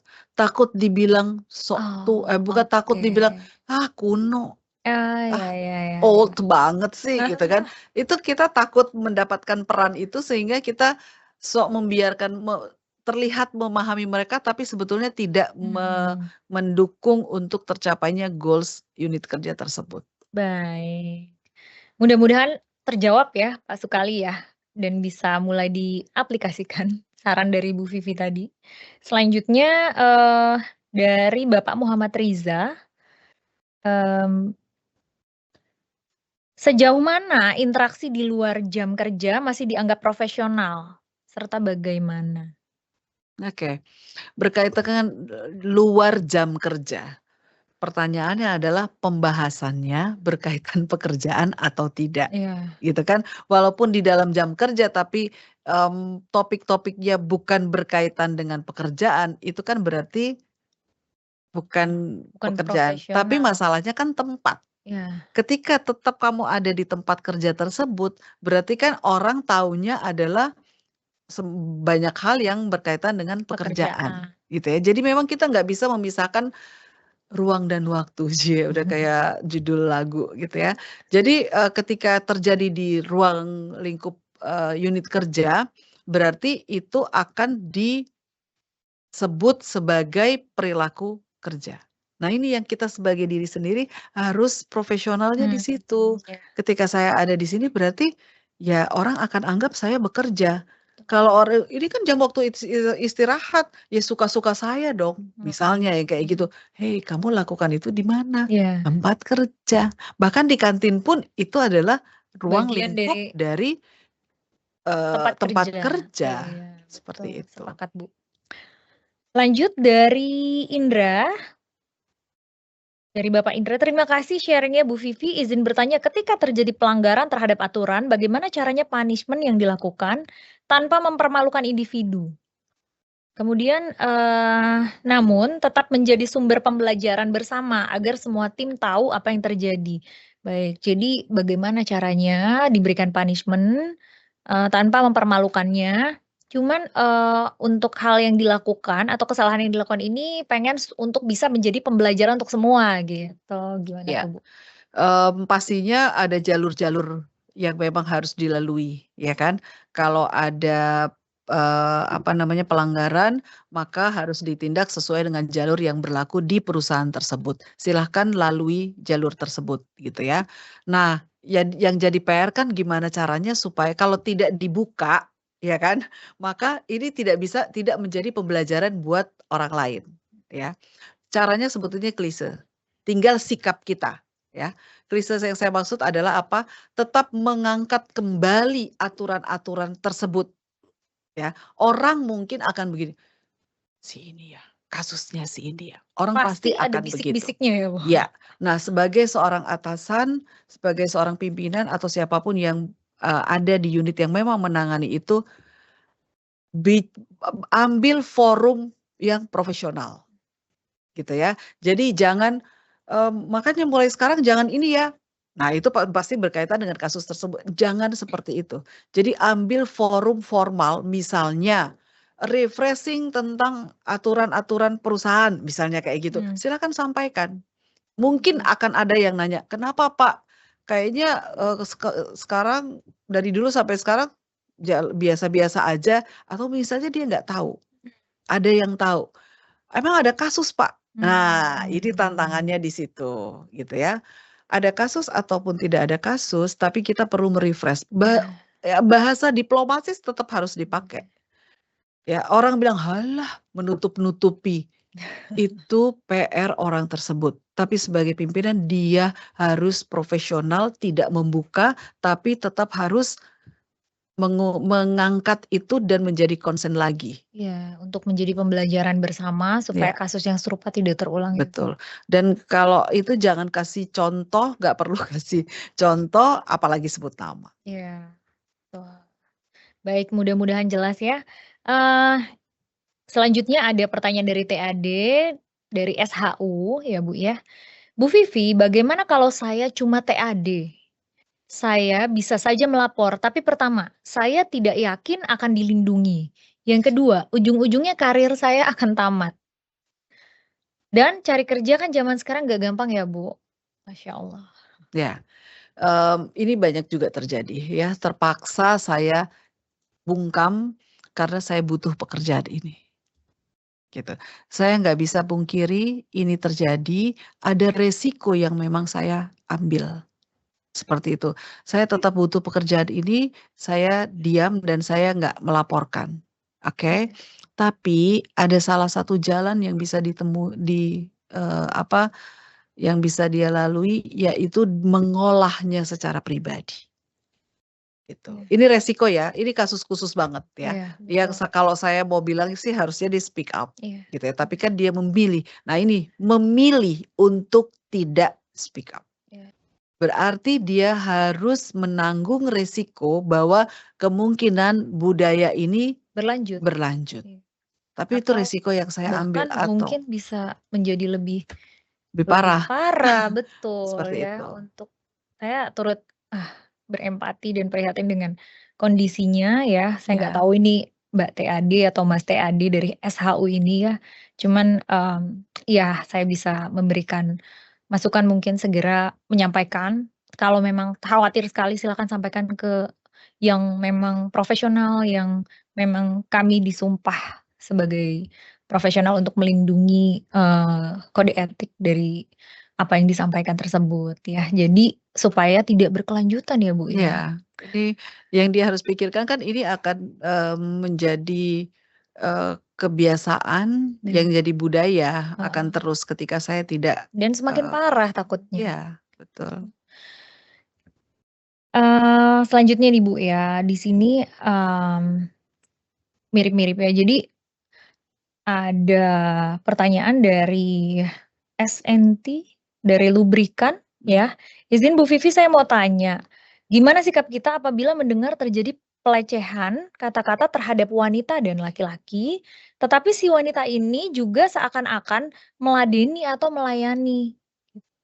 Agak kesal melihatnya, sementara itu adalah tindakan kurang sopan, tetapi yang ditindak tidak sopan ini kok merasa senang-senang saja gitu, yang Mmm, terganggu maksudnya mungkin yang orang terganggu lain. adalah lingkungannya, tapi yang di maaf mungkin diperlakukan seperti itu, Iya, mungkin merasanya fine-fine aja. ya. Gimana, Bu? Dan, masalahnya kita nggak tahu apakah orang ini memang betul fine-fine aja dan merasa itu biasa, nggak apa-apa, atau karena biasanya orang karena malu, itu, malu, Coping mekanismenya jadi dia shock. seperti itu ya, Iya. menunjukkannya ya? Ya kayak, oh, itu pasti ada sesuatu yang dia sembunyikan, seperti itu. Temannya boleh menghubungi orang tersebut, "Tadi kamu bener gak apa-apa dikatain Oh, begitu?" oke. Ya. Nah itu sarana dia untuk terbuka ketika, "Ya sebetulnya aku sebel banget sih dan sebagainya, tapi ya orang kayak gitu ya gimana lagi," misalnya, "Enggak, kamu tetap harus ngomong dong, aku nggak mau dikatain seperti itu," atau, "Aku nggak begitu," dan sebagainya, gitu. Jadi itu yang, apa ya, ruang lingkup pertemanan itu juga, pengaruhnya besar sekali. Ketika kita merasa didukung, walaupun saya nggak nyaman, saya akan mengarah ke speak up. Tapi ketika lingkungan saya juga diam-diam aja, padahal mereka tahu, itu membuat saya juga jadi, "Ngomong nggak ya? Kok yang lain ngerasa biasa aja?" Iya. Gitu. Jadi, cara melindungi tanda kutip "korban" bukannya langsung membantu, tapi bisa memberikan sinyal-sinyal bahwa, mereka mendukung. Mmm. Ya ya. Baik, mudah-mudahan jelas ya dan bisa mulai dilakukan.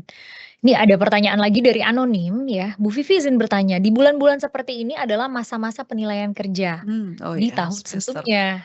Saya lihat di fungsi saya bekerja, menurut saya ada ketidakadilan. Atasan memberikan penilaian. Orang yang dekat dengan atasannya cenderung mendapatkan nilai yang bagus tanpa melihat kinerjanya. Sementara, saya merasa tertekan atas perlakuan tidak adil tersebut. Sedangkan saya juga masih takut speak up kepada atasan saya ataupun level yang lebih atas lagi. Saya harus bagaimana? Jujur saya sangat demotivasi atas hal tersebut. Karena saya capek, sudah bekerja dengan sungguh-sungguh, tapi kalah dengan orang yang bekerja biasa-biasa saja atau bahkan kurang. Terima kasih. Ya, saya nggak tahu apakah itu budaya, coaching berlaku di semua atau di unit-unit kerja tertentu. Sebetulnya dengan adanya kesempatan coaching, itu menjadi salah satu, sarana Mhm, kita untuk menyampaikan, ya. Menyampaikan, tanda kutip, "Ini yang saya punya, saya sudah lakukan ini," dan itu penjelasan secara detail, mmm, seperti itu. Termasuk ya, saya sudah melakukan ini tapi pihak-pihak lain jadi memang tidak etis ketika langsung ngomong, "Tapi si ini begini loh," gitu, "saya yang lebih ini." Itu memang nggak etis, ya. Karena sebaik apapun pekerjaan kamu, tapi kalau udah mulai ngomongin orang, itu di forum yang cukup resmi, itu tidak etis. Boleh bilang, "Yang saya kerjakan adalah ini." Ada juga pihak rekan kerja atau siapapun yang saya lihat ada melakukan yang seperti ini, tapi saya fokusnya adalah ke yang saya lakukan, seperti itu. Dan, pastinya berpengaruh pada sistem penilaiannya. Bagaimana sistem penilaian? Ada yang sistem penilaiannya nggak hanya dari atasan, ada yang juga pendapat dari rekan kerja, seperti itu. Nah, ini bisa kita salurkan pendapat kita lewat, penilaian yang, linier dari rekan kerja juga. Itu bisa iya, dipakai. baik, mudah-mudahan bisa dilakukan ya saran dari Bu Vivi barusan. Saya lanjut ya, Bu, ya, dari KS ya, inisial ini, "Bu Vivi tolong berikan masukan bagaimana agar bisa bekerja sama dengan orang NPD. Saya merasa ketika berdiskusi atau berbicara dengannya tidak nyaman karena YBS merasa yang bersangkutan merasa dominan." Iya, mmm, kita sebut NPD ketika memang dia sudah didiagnosa NPD ya. Gitu, jadi jangan yang beredar sekarang kan, Self diagnose ya. iya, ketika orangnya arogan, "Wah, Iya iya. NPD nih," Judgement gitu ya, ya, Bu? judgement langsung Mhm. gitu ya. Padahal, belum tentu orang ini memang terdiagnosa NPD, ya. Kalau seperti itu fokuslah pada perilaku tidak nyaman yang dia tampilkan. Jadi jangan memberatkan kita dengan, "Aduh gimana caranya menghadapi orang NPD?" NPD yang sering dia munculkan itu perilaku yang mana? Iya. Perilaku yang nyuruh-nyuruh Mhm. atau perilaku yang menyalahkan? Nah, berarti kita fokus pada perilaku mana yang dia tampilkan ke kita, gitu. Kalau tidak nyaman dengan yang dia nyuruh-nyuruh padahal dia nggak ngapa-ngapain atau dia sok tahu, berarti itu yang saya fokuskan. Oh, dia seringnya nyuruh-nyuruh, berarti aku harus bilang, "Aku ada pekerjaan ini," atau, "Itu tugas kamu, tolong kamu kerjakan." Fokusnya ke perilakunya, jadi nggak usah membebani diri dengan gimana caranya menghadapi orang NPD, gitu. Baik. Moga-moga tidak terlalu jelimet ya, Pak atau Bu KS. Ya mudah-mudahan paham ya Bu ya, dan mudah-mudahan bisa terselesaikan. Ya, Oke, selanjutnya dari Pertiwi ya. Nanya Bu Vivi, setiap orang kan punya boundaries yang berbeda-beda ya Bu, tergantung generasinya, tergantung latar belakang keluarganya, dan lain-lain. Sehingga menurut saya batasannya itu subjektif. Saya jadi bingung batasan apa yang bisa dirujuk untuk acuan, kapan sebaiknya bisa dilaporkan atau tidak. ya, karena tidak nyaman itu kan bisa macam-macam ya Iya. tadi boundaries ya. Dalam, psikologi itu juga, namanya personal space. Personal space, setiap orang bisa beda-beda gitu ya. Ada yang diginiin dia udah, aduh itu, Iya, ada yang biasa aja ada ya. yang, ya nggak apa-apa kan itu Betul. adalah data. Makanya, untuk hal-hal seperti ini biasanya itu tidak langsung, sorry ya kalau yang masih nggak jelas yang abu-abu, itu nggak langsung melaporkan ke Eee, jalurnya gitu ya. Mmm. Pasti akan dievaluasi lagi dengan cara apa, dengan mengajak diskusi, mengajak ngobrol, sebetulnya meminta penjelasan sih, "Tadi yang kamu lakukan itu apa? Tadi yang kamu lakukan tidak nyaman buat aku." Itu Iya. langkah awalnya ya. Apalagi kalau yang tidak ada di aturan, kalau yang ada di aturan kan jelas, kamu melakukan ini maka akan saya laporkan. Tapi kalau yang tadi, nggak nyaman yang mana gitu kan. Nah itu yang, perlu pendekatannya secara personal, seperti itu. Iya, baik mudah-mudahan terjawab ya. Eee, Selanjutnya, izin bertanya Bu, dari Dwi, Bapak Dwi atau Ibu Dwi ya? Bisa bapak atau ibu ya kalau Iya. PT PPN, izin bertanya, dalam hal kesetaraan gender dan implementasinya di lapangan, misal di area kilang, Mmm, bagaimana menyikapi fasilitas dan prasarana yang belum siap? Contoh, di shelter area kilang yang belum ada pemisahan toilet mmm. atau ruangan khusus wanita. Apakah ini pertanda fasilitas yang belum siap atau memang perlu kita yang membiasakan diri dengan kondisi seperti ini? Bagaimana pandangan Ibu sebagai wanita jika mengalami kondisi ini?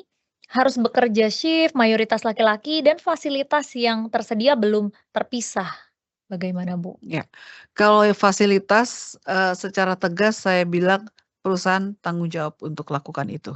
Ketika berani untuk meletakkan, berbeda jenis kelamin, maka harus terima resiko dia harus menyediakan, infrastrukturnya, fasilitas tersebut ya, itu. Tapi kalau misalnya kayak shift dan sebagainya gitu, itu memang perlu pertimbangannya adalah bukan kasihan, tapi memang perempuan mampu nggak melakukan itu secara, secara fisik atau soal jam ya, masih memungkinkan nggak dia untuk, pulang di jam tertentu atau ganti shift di jam tertentu. Memungkinkan ini mungkin relatif ya, bisa dengan melihat, oke, angkutan umum itu yang tersedia sekarang sampai malam tuh ada apa aja. Ya kayak gitu ya. Dan sekarang, walaupun beberapa kasus tapi sudah cukup tertangani juga kan, transportasi umum yang perempuan dan Iya, laki-laki, kemudian ada security di situ iya dan betul. sebagainya. Sudah mulai terfasilitasi ya, Bu, Iya, ya, pada iya, beberapa, apa namanya, alat transportasi. transportasi umum. Betul. Tapi ketika memberikan penugasan tersebut, lalu orang yang bersangkutan keberatan, nah keberatannya berarti dia harus dipanggil secara Mhm. secara spesifik keberatannya apa aja, Iya.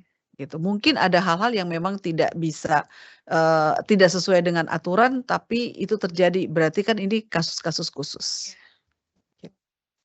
Baik, mudah-mudahan bisa terbantu ya Mbak Dwi, kemungkinan ini perempuan soalnya Iya, kalau dari dari pertanyaannya. pertanyaannya. Ini ada pertanyaan dari anonim lagi, Hmm. terima kasih Bu Vivi untuk insight-nya. Bu, saya memahami kalau boundaries ini berbeda-beda setiap orang dan kita perlu melindungi korban. Cuman tidak jarang saya menemui kasus yang memang benar-benar receh dan lebay, terutama di banyak juga saya ketemu dengan orang yang punya reputasi sering playing victim. Hmm. Bagaimana sebaiknya kita menyikapinya? Ya, kalau playing victim dan dipastikan dia playing victim, balik lagi, fokusnya adalah aturan kerja, cara kerja, goals yang mau dicapai. Ketika dia playing victim, balikin, kamu harusnya ngerjain apa, saya harusnya ngerjain apa. Ini harusnya dikerjakan dengan cara kayak gini, cara kamu nggak oke, kata-kata kamu itu bisa lebih tegas. Kalau dengan playing victim. Tapi kalau dengan generasi, ya, yang tadi sempat disebutkan ya, sebetulnya itu kan hasil dari beberapa generasi sebelumnya ya, yang mengajarkan bahwa waktu itu kasus-kasus bullying banyak banget, sehingga waktu mereka Betul, sekolah kita bekali untuk betul. speak up. Iya. Kita bekali bahwa kamu harus menjaga harga dirimu, kamu harus menjaga bla bla bla dan sebagainya. Sehingga sekarang mereka jauh lebih mudah mengambil itu sebagai pertahanan diri Betul, gitu. betul. Saya kan nggak bisa dong, kamu gaji saya segini terus kamu suruh saya lembur. Itu mereka akan speak up untuk itu, gitu ya. Nah, pendekatannya adalah tetap ada satu jalan lagi, ngobrol. Tetap Komunikasi ya, Bu. komunikasikan, oke ini memang nggak nyaman, mungkin saya lihat nggak nyamannya dalam hal apa, maka, saya mau nanya lagi nih, kamu mengerjakan ini dengan cara kayak gimana? Ada perlu dibantu apa? Gitu. Atau kalau misalnya dia dari kata-kata, "Saya nggak terima Bapak ngomong saya begini, itu kasar banget bla bla bla," dan sebagainya. Oke, dilihat lagi dan mungkin, say sorry itu penting, ya. Minta maaf, anak sekarang cukup menghargai kok. Ketika kita minta maaf dan mungkin, menjelaskan sebetulnya yang dia maksud apa. Tapi dengan catatan kan tidak diulangi lagi, Iya. seperti itu. Kalau dia ulangi lagi dan menganggap Gen Z tidak bisa pahami atau terlalu lembek, nah ini yang sesuai nggak dengan budaya, disesuaikan lagi dengan kebutuhan di unit kerja tersebut maksud saya. Oh ya, baik Bu.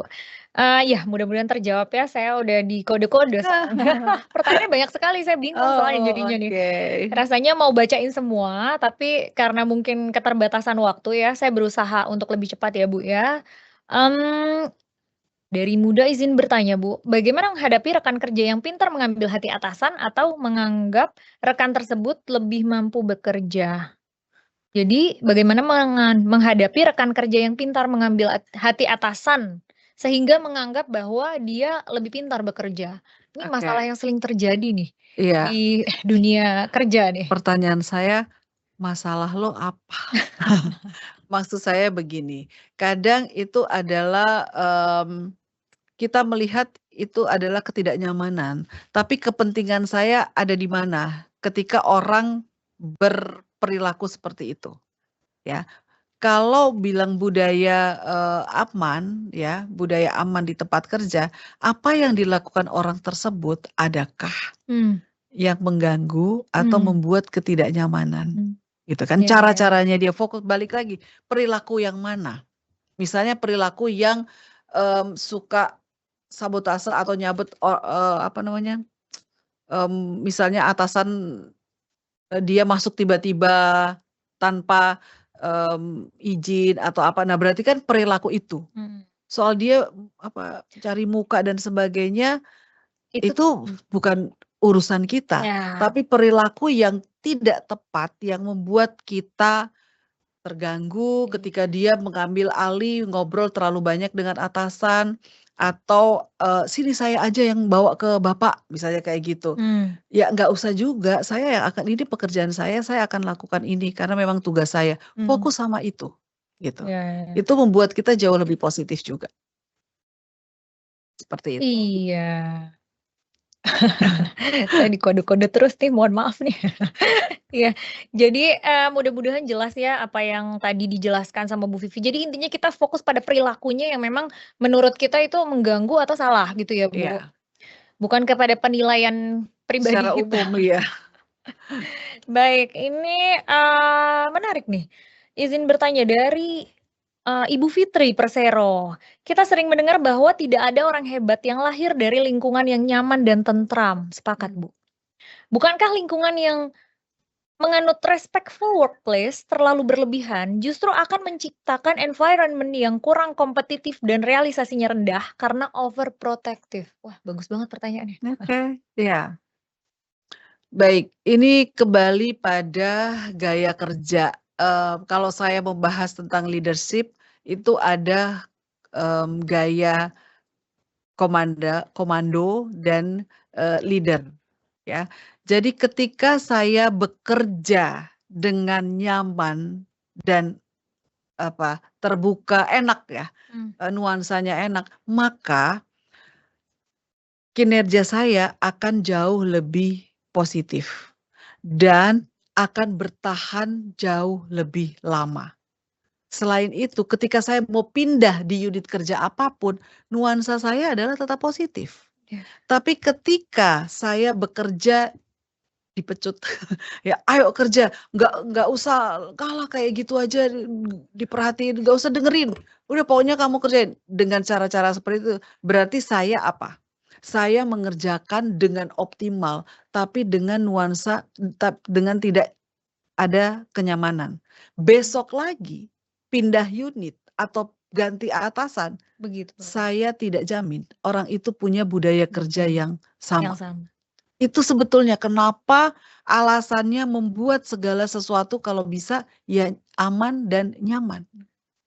Karena ketika kita bekerja dengan nuansa tersebut, perilaku kerja yang baik itu akan bertahan dan dalam situasi apapun.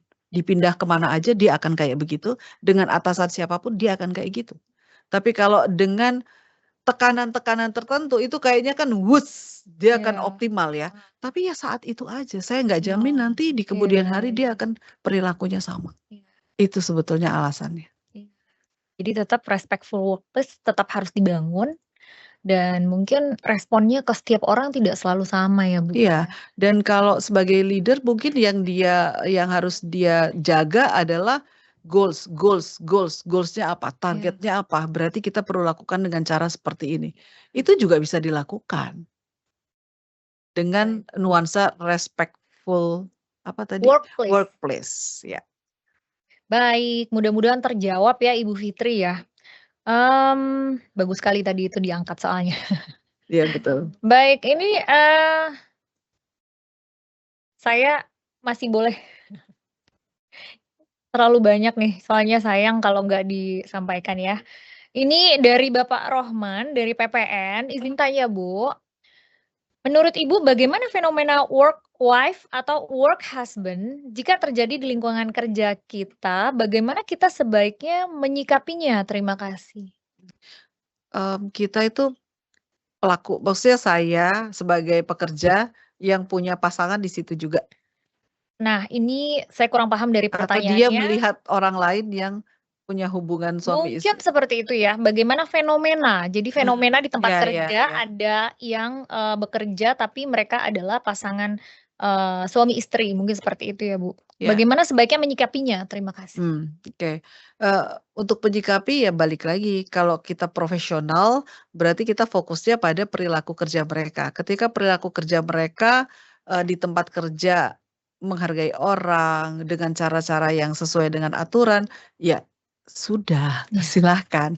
Tapi mungkin ini ketika menghadapi mereka, intervensinya yang satu terlalu kenceng, misalnya dia tahu nih, "Ah, di unit kamu bla bla bla," gitu kan, ada yang kayak gitu iya, juga ya. Itu berarti kan perilaku kerjanya tidak etis, iya, tidak profesional. Nah, ini berarti kita speak up tetap. iya, Mmm, Bu Vivi, kalau ini adalah hal yang perlu kita, belum bisa kita keluarkan ya, belum bisa keluar dari unit ini. Jadi minta tolong untuk tetap dijaga. Nah, itu bisa jadi apa namanya, warning ketika kita membahas dengan yang kita tahu orang tersebut punya, pasangan yang ada kaitannya dengan pekerjaan di unit kita, seperti itu. Iya, Ya tetap baik. digarisbawahi bahwa ada hal-hal yang harus kita jaga, gitu. Jaga kerahasiaannya, seperti itu. Iya, jadi ya intinya selama profesional sebetulnya ya Ya, tidak apa-apa dan profesionalisme itu akan dirasakan oleh lingkungan kerja kita iya sendiri dan ya. akan membuat nyaman atau tidak kan? Betul betul. Ini ada pertanyaan yang cukup penting sampai saya dikode mungkin ya. Anonim, Bu, bagaimana menyikapi atasan yang menyatakan bahwa penilaian tahunan untuk wanita yang menuntut beliau second income diminta mengalah pada pria yang dianggap first income? Nah, bagaimana tuh, Bu? Menyikapi Oh, atasan. Jadi atasannya menyampaikan bahwa ya wanita kan second income ya di mhm, keluarga mungkin. iya iya, Jadi ya sebaiknya mungkin kita prioritaskan kepada pria yang mereka adalah first income first atau tulang income, punggung keluarga, mungkin seperti itu. iya. Itu boleh nggak, ada nggak aturannya? Kalau ada aturannya ya silahkan, tapi kalau itu bukan jadi aturan, ya itu tidak tepat untuk dijadikan budaya ya, yang dilestarikan bahwa karena Betul. gini, pertama itu sudah kesenjangan, yang kedua motivasi kerja nantinya. Betul, jadi Motivasinya demotivasi. jadi demot kan, aku kerja ini juga tetap nanti yang dipentingkan adalah yang Laki-laki. penilaiannya ini adalah yang laki-laki, karena nanti penilaian kinerja kan ada kaitannya dengan, income dia, dengan Betul. bonus dia dan sebagainya, seperti itu. Jadi pembenaran ini yang normalisasi ini yang harusnya tidak terjadi. Iya, sepakat, Bu, setuju. Nah, ini, ada pertanyaan lagi, Bu. Mmm, dari Aan Suhanta, MA3, ME, PT, PPN. Selamat siang, Bu, izin bertanya, bagaimana cara terbaik memberikan teguran terkait pelanggaran prosedur keselamatan tanpa merusak kesehatan mental atau hubungan kerja dengan rekan sejawat? Mohon pencerahannya. Mirip ya sebetulnya sama yang sebelumnya. Iya, jadi ya balik lagi, menegakkan aturan dan cara ada SOP-nya ya setahu saya ya, memanggil orang tersebut, siapa yang memanggil, kemudian perhatikan juga, tempat, berdiskusikan, kesalahannya dan sebagainya. Nah, saya perlu tambahkan ketika, kena mental, misal, "Aduh saya Pak tolonglah please jangan sampai ini keluar saya," dan sebagainya. Mmm. Oh berarti ada kecemasan yang luar biasa di orang ini. Mungkin yang lainnya, "Iya Pak saya salah, iya Pak saya akan perbaiki." Mungkin seperti itu, tapi ada yang khawatir sekali gitu loh, Mmm. bahwa ini, terancam karirnya dia, boleh dirujuk untuk, ke EAP dan sebagainya, sehingga dia mendapatkan ketenangan. Mhm. Dia perlu pendampingan untuk secara mental siap menerima hal tersebut, dan ini sebetulnya saya banyak menemukan. Jadi ketika ada orang tertentu mendapatkan pelanggaran tertentu, dia dirujuk untuk ke psikolog, untuk dibantu. Apakah merubah, ke apa, punishment-nya dia untuk tidak dapat SP? Enggak juga, Mmm. tapi dia dibantu ketika mendapatkan punishment itu, secara mental dia siap, dia mencoba untuk menerima dan sebagainya, bisa dengan cara seperti itu. Iya, Atau mengajukan diri untuk, "Pak setelah ini saya boleh ya, mengambil fasilitas untuk konseling," iya, misalnya gitu. setuju, sepakat. Mudah-mudahan jelas ya, Pak, ya. Baik, kita lanjut ya, Bu. Ada dari Ibu Meiriza, PNRE, bagaimana menyikapi atasan yang tidak bisa melihat tim atau anak buahnya lebih menonjol? Di sisi lain, kita ingin memberikan hasil terbaik, namun jika melihat kita bekerja lebih baik, seolah ingin menyaingi. Jadi bagaimana agar kita bisa tetap berkembang, namun tetap menjaga perasaan atasan agar tidak merasa tersaingi. Nah, ini juga banyak di lingkungan Iya, pekerjaan.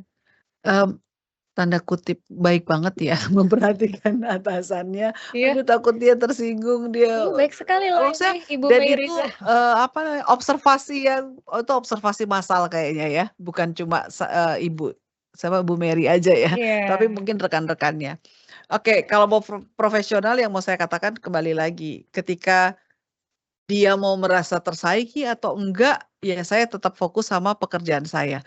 Tapi untuk membantu memotivasi atasannya boleh banget dengan menambahkan, saya sudah mengerjakan ini Pak, Bu, dan memang lebih cepat dan sebagainya. Itu kan terancam tuh bagi Iya, atasannya, seperti itu.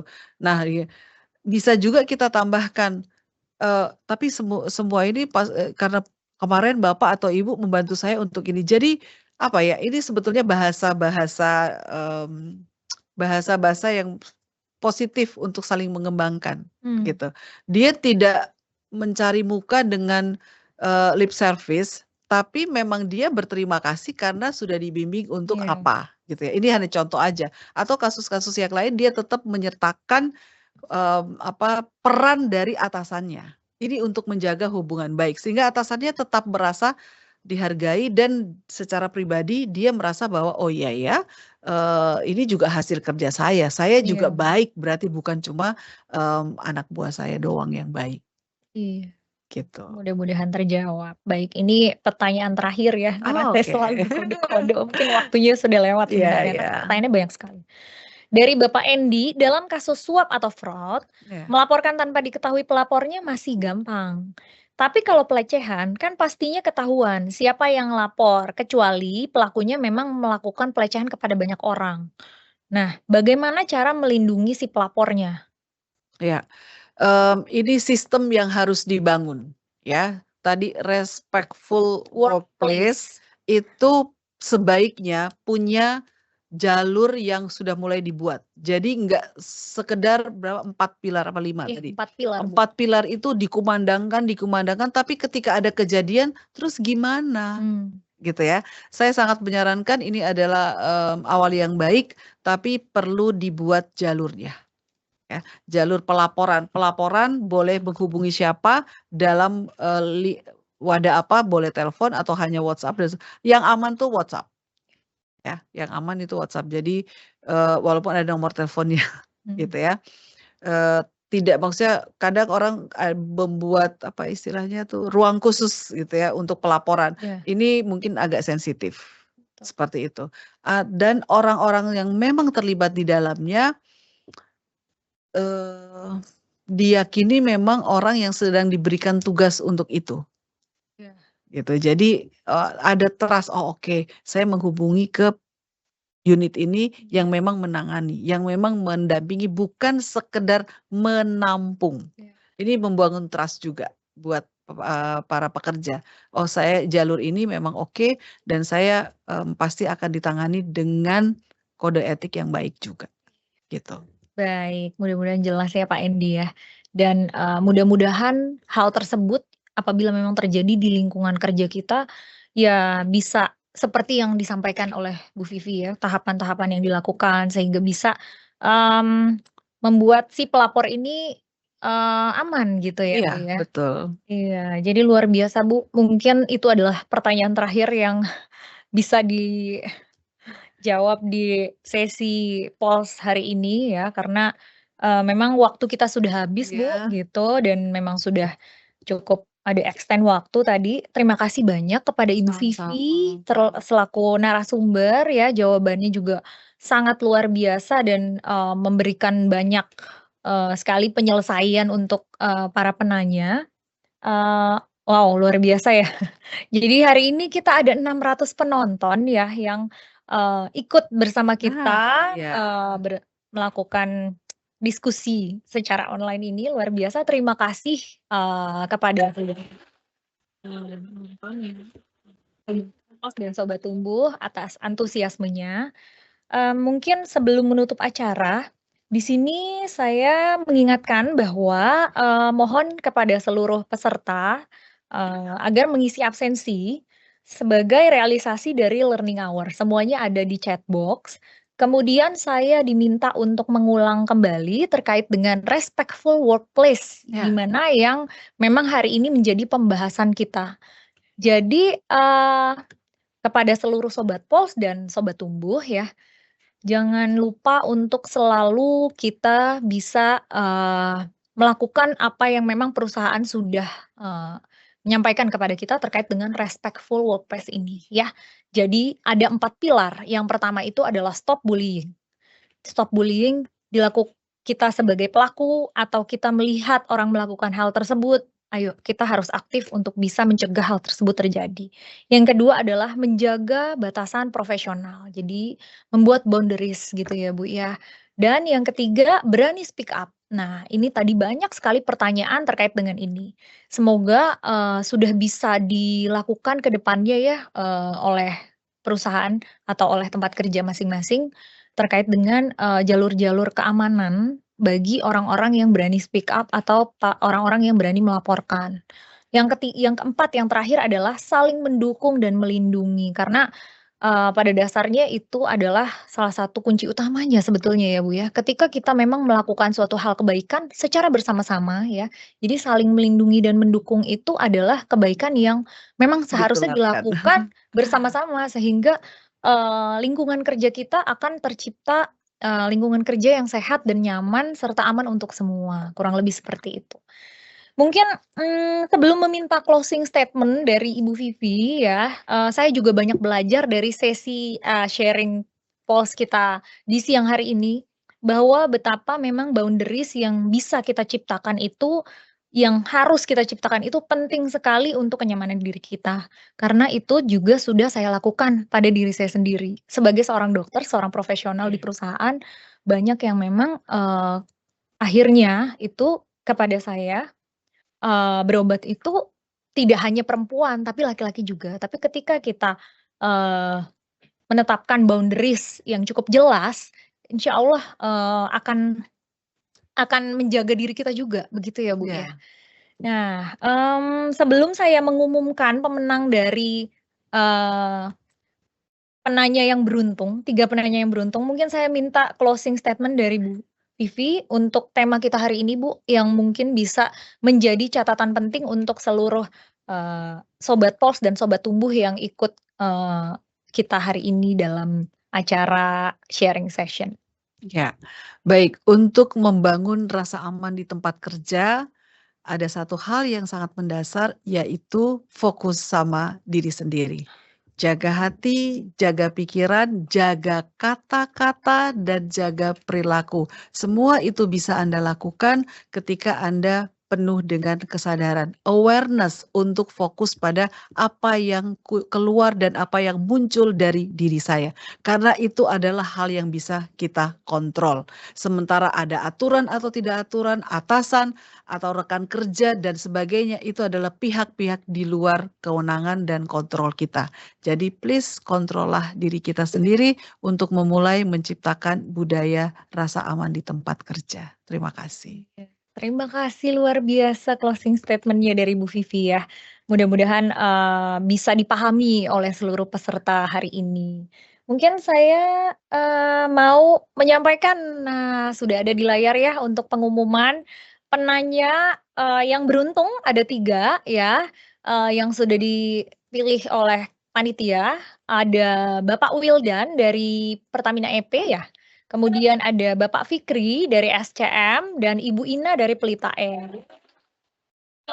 Ada para penanya yang beruntung nanti untuk bisa menghubungi, tim panitia dari Growth Corner ya, untuk mendapatkan hadiah menarik dari Growth Corner.